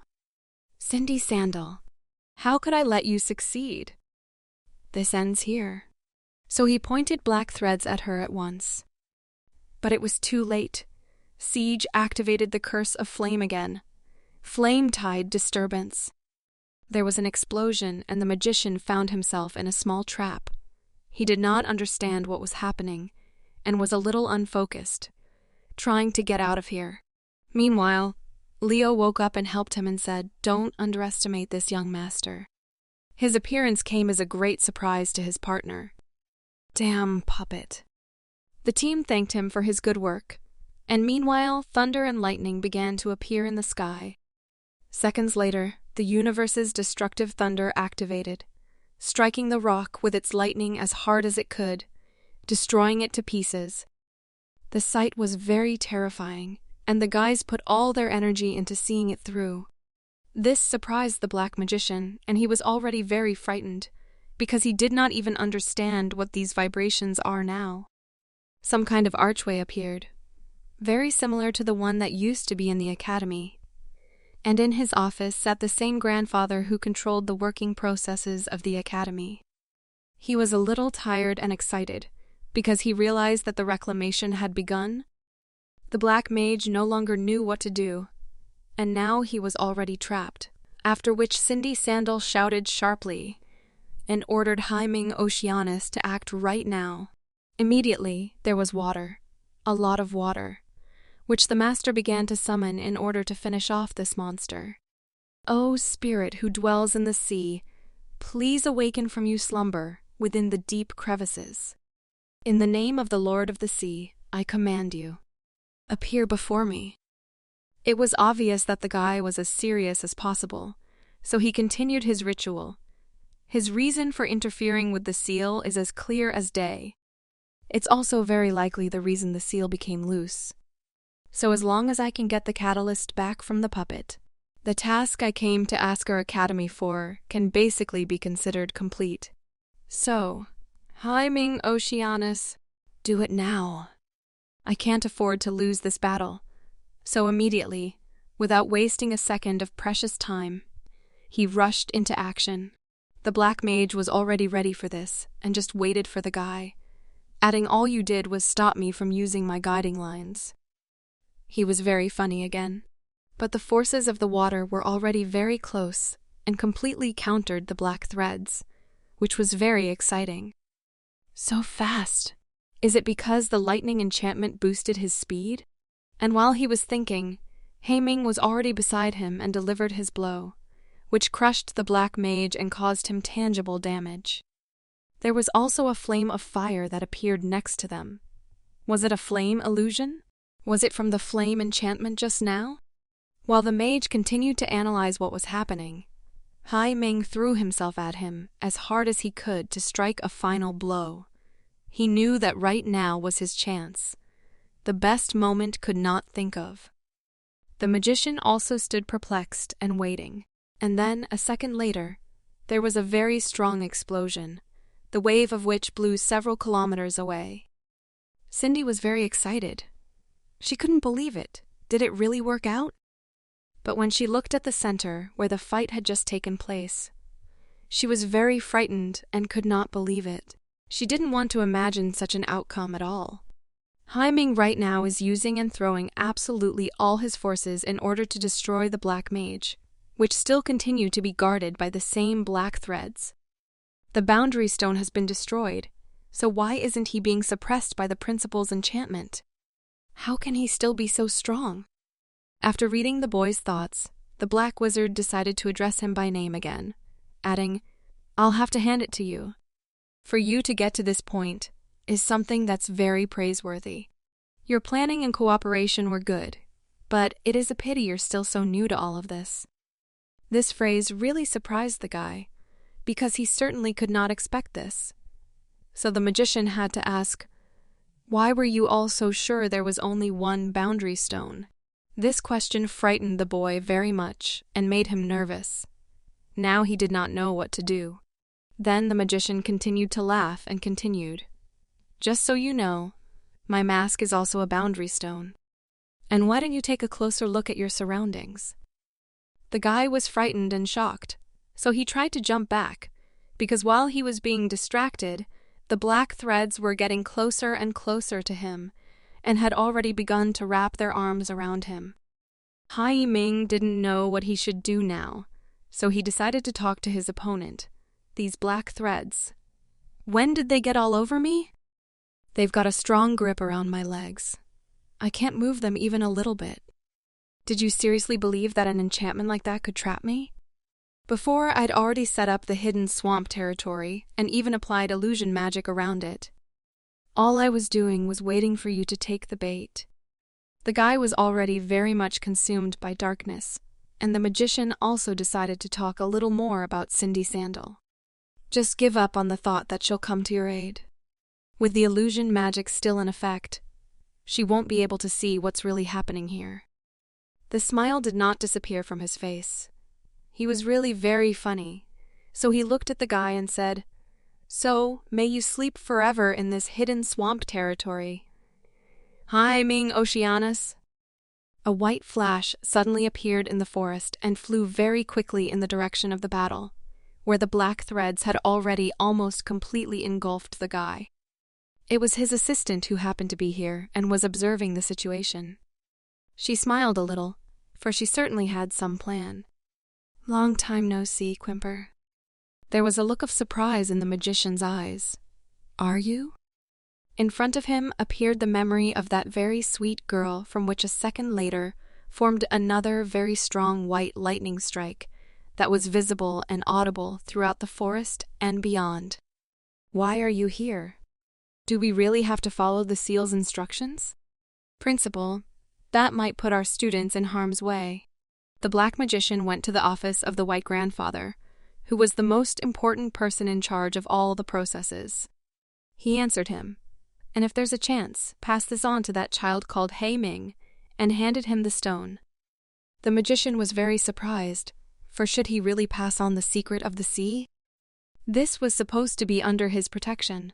He came here in search of it, so all we are doing is returning it to its rightful owner. And I would also like to confirm something, which is why I'll be depending on you, Teacher Quimper. Immediately afterwards, Hai Ming was able to open his eyes and saw that the trap he was trapped in began to dissolve on its own, which really surprised the guy. Suddenly, after a small sound of falling, the black magician walked up to the guy and addressed him by name again and said, "I'll let you off this time, but we'll meet again soon," and then he vanished in an instant, leaving only the cloak and the remains of his mask behind him.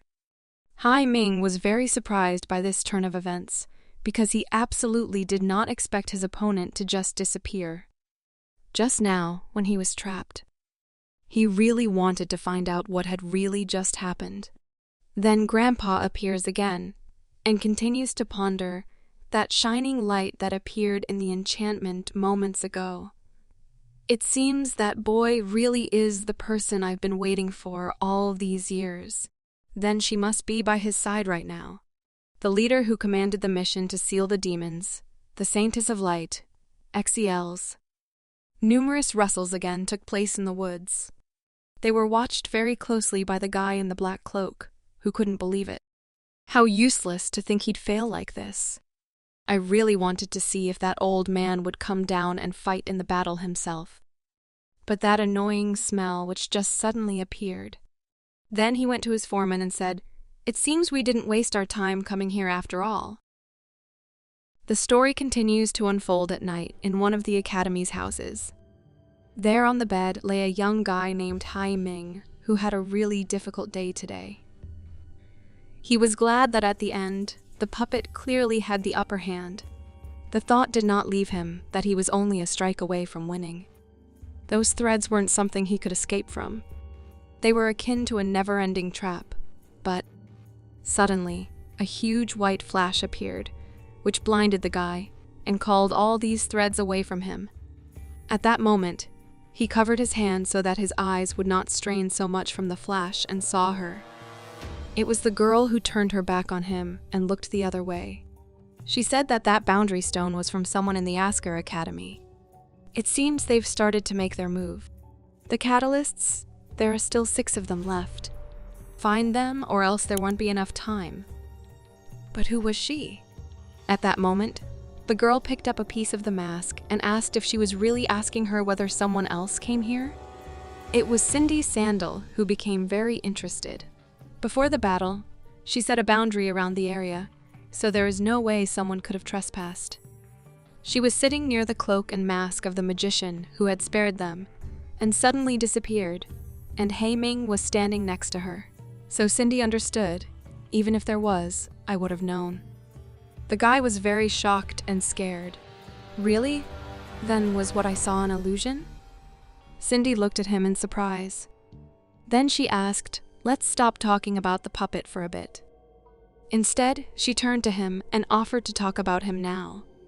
"Hai Ming Oceanus, are you really just a freshman?" He was very frightened by such a question, because he was definitely not ready to give an answer to it now, especially after such a situation. But Cindy has become aggressive. Your abilities are clearly much better than the average student. Even the upperclassmen may not be a match for you. And you even forced the lock group to send out the 6th puppet. So she turned to him and asked who was he really. But he said that it is really difficult for him to answer this now. What's that expression supposed to mean? Cindy continued to look at him and wait for an answer. Hai Ming was shocked and frightened. His body began to sweat from excitement. The girl straightened her hair and also said, "Still has to treat Leo and Siege, as well as deal with the aftermath of this situation. You can go back and treat your injuries first. Come to the meeting room tomorrow afternoon. I have a lot of questions that you need to answer." She was already leaving, but she turned and looked in his direction. "If you don't come, there'll be consequences." Hai Ming just kept watching Cindy leave and didn't stop her. After that, he decided to exhale, because the tension subsided and everything became fine. So far, no one has opened it. Now that I think about it, I still don't see his assistant anywhere. And she was so excited to join this battle too. She must be hiding somewhere, he guessed. No, what he saw wasn't an illusion. But what did she mean by that? The Boundary Stone, Asgore Academy, and the Catalysts. How are they connected to each other? He put his hand on his head and admitted to himself that he was very tired, and he still has to deal with that vice president tomorrow. Oh right, where did Exier go? It worried him very much. She doesn't seem to have followed him back, and she didn't respond, even when he called her using the voice of the heart. There was a knock on the door, but the thought of his assistant haunted him, so he hoped that everything would be fine with her. Someone came into the room to check the situation, because they did not hear the return answer. It was also a young guy who just got out of the shower and asked Tae Ming if he was back. His name was Sora, and he was his roommate, so he immediately asked the guy why he came to bed so late. He smiled and said that he was doing some research in the library, since there were some parts about class that he didn't understand. I see. Some of the stuff the professors are teaching is quite hard to understand. He also held out his hand and said that the guy was given a letter while he was gone. Someone from the student council just sent this. This is? Hai Ming was very surprised when he saw him. Therefore, I immediately opened it and began to consider it. It's the registration form for the Academy's upcoming competition. The Academy's upcoming competition? What is that? Sora replied that he only knows that it is an Asgore Academy tradition that is held annually. Even freshmen can register for it. Hai Ming also said that he heard that the winner gets a chance to learn a special kind of magic. I've even heard that this year's contest is going to be held earlier than previous years. Some of the student council are also saying this year will have a new activity. Apparently, a tower that's been sealed off for decades will be made open to the public. Rumor has it, there is a spirit trapped in that tower. Anyway, it sounds quite interesting. Are you planning to register? Hai Ming put his hand on the letter and said he was refusing. According to him, he's just a freshman and his chances of winning aren't high. So he won't be joining the fun. His friend was very surprised by this, so he decided to ask the guy if he really wouldn't go. He wanted to form a group with him. Does he know? But he just kept lying. There are enough annoyances to go around these days. Why would he has the energy to join some competition? His friend was embarrassed, but still he said that there's a weird smell coming from Hai Ming's body. So why doesn't he take a bath before sleeping? He thinks the bathrooms are about to close for the day. From this, he was very surprised and said that he would immediately go to take a shower. It was still dark outside. Hai Ming washed himself after the shower and slept well for several hours after a hard day's work. On the porch of the building sat his assistant, who was watching the situation and was really upset. It was the same Zi'er who had been looking for him all her life, and he was here all along. Ming arrived and they began to talk. He asked her, "What are you looking at? For you to not come back all this time." He was also quite frightened because he did not understand if she really had any problems. But she looked at the guy and asked him for only one thing, so that he would hear her. She was very scared, so she told him to leave Asgore Academy right now. She kept begging the guy to listen to her and leave the academy together as soon as possible. From such, Hai Ming was very surprised and also frightened, because he wanted to understand why she was behaving like that. He turned to her and asked, why does she want to leave the academy? Is she feeling uneasy? If so, she could return to the relic first and wait for him there. It is worth recognizing that he also felt uneasy after this. But Exier just sat down and looked straight into the forest, turning to the guy. "That's not it, Hai Ming. It's because I had dream." "A dream?" "A very weird dream." After these words, tears began to appear in her eyes. In the dream, she was walking nonchalantly, without any particular goal in mind. She walked and walked until she made her way into a piercing beam of light. When she was able to concentrate on the scenery in front of her once more, A glorious temple stood before her. Its dimensions were really impressive. Filled with curiosity and expectation, she went inside. Yet she was greeted with only the rubble of what once was. But despite this, she still continued on her way and moved on, until there was nowhere for her to go. So she stood there not knowing what to do next. And there she stood for an unknown amount of time. And then someone reached out to hold her hand. Their hand was very warm, and they started running. In no time at all, they reached a tower that was burning violently. The flame was really very big. For some reason, in her dream, she didn't stop that person, when he suddenly let go of her hand and walked into the flames. Without saying anything, she simply watched as he walked forward. His silhouette looked surprisingly determined, and that silhouette looked similar to yours. Hi, Ming.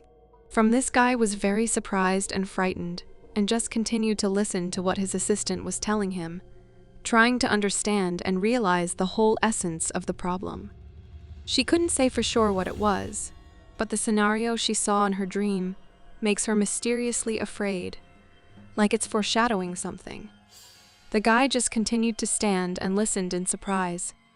If they continue on like this, they might encounter something bad. The girl tried to say something further, but Hei Ming decided to touch her, which caused the effect of surprise and embarrassed the girl. She asked, "What is he doing?" After all, she is talking about very serious things here, but the guy just wanted to make sure that Exier was really standing in front of him. "Are you itching for a beating?" So after saying all of that, are you actually just worried for me? But this question confused his assistant because who worried about him? She also replied that he is the Lord of the Sea in any case. There is no need for her to be worried about him. It's just that the dream was really weird and she's feeling a bit troubled. After these words, she thought about it, because really everything is right. Hai Ming is the Lord of the Sea. He has grandfather Hei and the others' protection. There really is no reason for her to be worried about him. But why then does she feel so troubled? After that, the guy took a breath and confidently walked towards the girl. They hugged and bumped foreheads, after which Hai Ming said that even though it doesn't sound like she was faking the dream's severity, a dream is just a dream. From such words, the girl was very surprised and tensed, because she did not expect to hear anything like that. But the guy continued. He was as serious as possible and continued by saying that this reality is their reality, and don't confuse the two. He also said that he'll never do anything as stupid as leaving her behind and running into a fire by myself. So don't think too much about it. But the girl could not come to her normal state and tried to find at least some justification and explanation for this. But nothing worked. So she just asked the guy where he learned to use this trick. This surprised him very much, but the girl looked at the roofs of the houses and asked, "I don't remember there being a trick like this in the collection of ways to flirt with girls that I taught you." This question surprised the guy very much and embarrassed him, because he did not expect that he would be caught on this. But it was already too late. In the meantime, the morning was already coming and the lights began to turn on in the houses, as people woke up and were already preparing to go to work. But Hai Ming didn't care that he had just been caught flirting. The only question that tormented him was related only to why his assistant is now having such a weird dream. Now that he thinks about it, this is the first time he has heard her mention having a dream. He thought spirits didn't have dreams. Zier became embarrassed after such words and said that it's true that they usually don't have dreams. Perhaps it's because of this. That's weird. Where did it go? The guy was very surprised because he did not understand what she was talking about. She remembered that she had put it somewhere here, but she couldn't find it. After she found that very thing, she surprised the guy very much. He could not understand what it was hidden behind her back. But the girl was as serious as possible and showed the guy a shining blue stone, saying that this is it. She immediately handed it over to the guy, who was definitely very surprised at this turn of events. He was shocked and tried to understand what it was. While the guy held it in his hands and began to examine it, The girl asked if he remembered the rock that fell from the teacher in the library. It became like this after its outer layer fell off. She turned and started looking up at the sky. In the battle just now, she had hidden herself in the forest close by, according to his instructions. But suddenly, that rock appeared before her. It emitted a weird light and she quickly fell into a deep sleep. Then she had that dream. She looked at the guy and said, "The more I think about it, the weirder it seems." It was very important for her to know what the guy thinks about this stone and the current situation. He was also shocked and told the girl that he was thinking that this is actually the secret of the... But he did not have time to finish, as the girl immediately interrupted him. Zier started laughing and asked if he was joking with her right now. She means that she knows this rock has a special shape. But Hai Ming became as serious as possible and said that he was not joking. Even though it's faint, he can feel the Lords of the Sea's power from ancient times, and its shape matches the description Grandfather Hai gave him. This is the catalyst of the sea that they've been searching for all this time. Zier was very surprised and even a little upset. But didn't the vice president say the secret of the sea had been stolen by the sixth puppet? Why would it be with that teacher? Hai Ming also thought after these words, maybe not everything is so simple here. But after analyzing the situation, he said that there's clearly something off with that teacher and continued to hold this stone in his hands. At the academy, the light was on all night in one of the rooms. It seems that one of its participants absolutely did not want to go to bed. On the wall hung the mask of the same black magician who had disappeared from the battlefield without a trace. She was not alone here at all. It seems that this was the same room in which he lived. Or not? After all, a little girl was sitting at the table, working on something. This was the same girl that Hai Ming helped to pick up the books and other papers that had fallen from her. Someone came to her and she did not understand what exactly he needed. Seventh tower? It was one of the magicians who approached the girl and looked straight at her. He was in a good mood and said, "You are still as careful as ever, sister. How did someone like you manage to lose in that battle? It's incomprehensible." After that, he got a little angry and said that he could never have imagined she would betray them, especially since they're her blood-related family. This phrase surprised her very much, and the answer was not long in coming. Family? At least contain your killing intent before saying something like that. It was her brother who reminded the girl that she still had a hard time communicating with him. Whatever, he actually came here to talk about serious business. Lord Father wants him to ask if she's gotten the location of the second catalyst from the old man? She immediately took out the mask, which began to glow, thereby making it clear that she was very interested in this message, after which her brother continued, "The location of the second catalyst is in the fort where this year's Asker Academy's competition will be held." But the girl was already ready, and only straightened her shirt a little. It was a little terrifying. It was already dark outside, and there was the Tower of Weaving Flames, where the duel was to take place. Very quickly, the day came, and it was time for the students to go to class. Just then, Hai Ming entered the office, looking for a teacher named Quimper, and asking if she was in the workplace. A guy with glasses was sitting at the table, who was a little frightened by the unexpected entry and said that she was definitely not here. She's rarely here in the teacher's offices. Does he need her for something? Seer also appeared to report that she doesn't seem to frequent the usual teachers' places. She feels very isolated from the crowd, doesn't he think? So she simply offered to wait for her in the library. But the guy refused, because it's almost evening. They still have to meet up with that hard-to-deal-with vice president. He thanked the guy and said that he would come another time then. If it's something urgent, maybe he could go and see if she's at that place?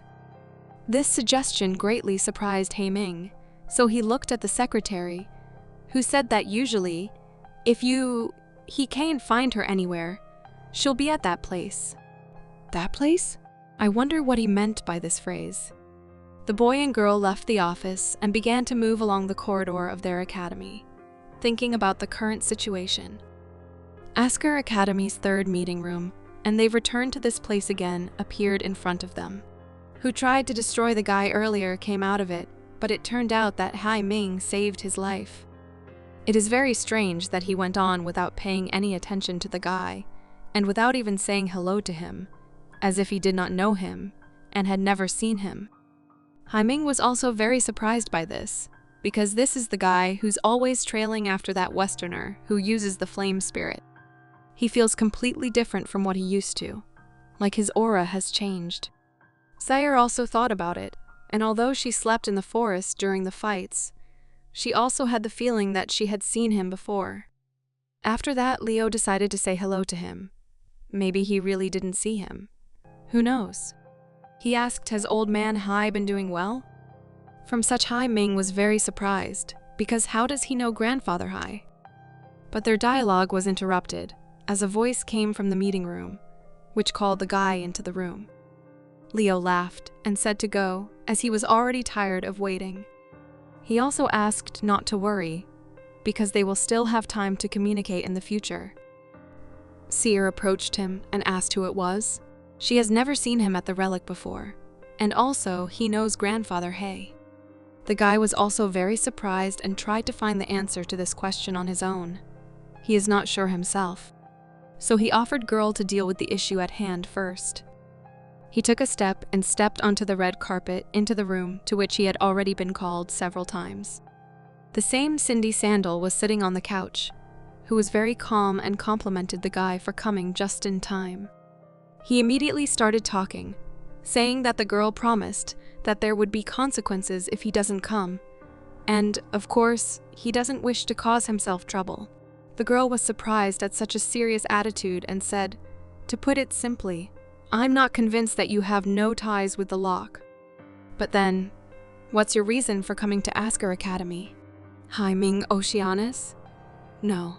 Rather, young man who came from the relic of the sea. Looks like she's discovered his secret. The guy just stood there shocked and did not know how to react correctly to all this and what to say. But the girl was ahead of him and said that you should not panic. She has a friend who's contacted the relic of the sea before, so he is not the who exposed anything. Contacted a relic? This surprised the guy even more. That person just now? Can someone who's contacted a relic before being here? Isn't that going against the boundary treaty? But Cindy saw his tension and decided to continue the conversation.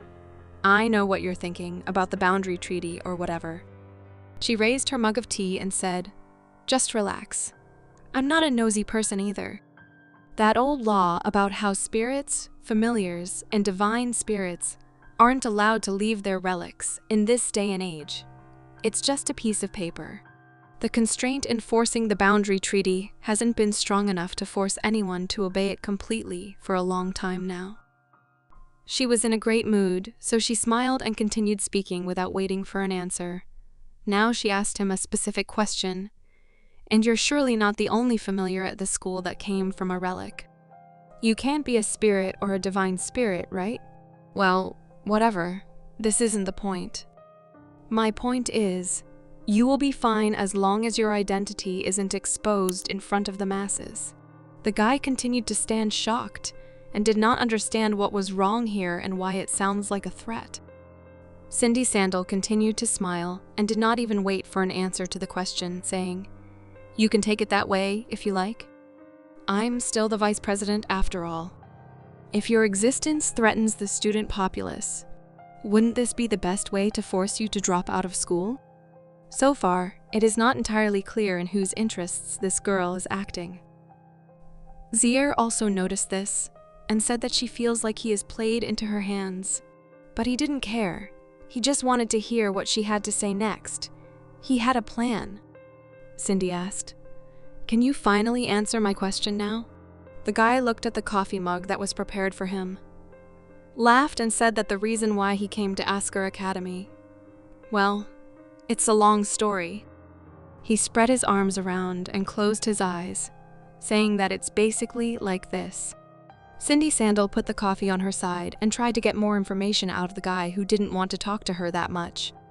So I see you've been tasked by someone to investigate the demon's seal here. After that, she thought and tried to figure it out. Irregular movements from the seal, huh? So much so that it's even affected the relics? That old man didn't mention this. It seems that it's more troublesome than she expected. She looked at the guy and said, in that case, I believe you've already found out about the catalyst at Asker Academy. But by unlucky coincidence, it was snatched away by the 6th puppet. The guy exhaled and said that he knew about it. Actually, it's with him. But is there really only one catalyst? He remembered the silhouette that reminded him that that boundary stone was from someone in the Asker Academy. It seems they've started to make their move.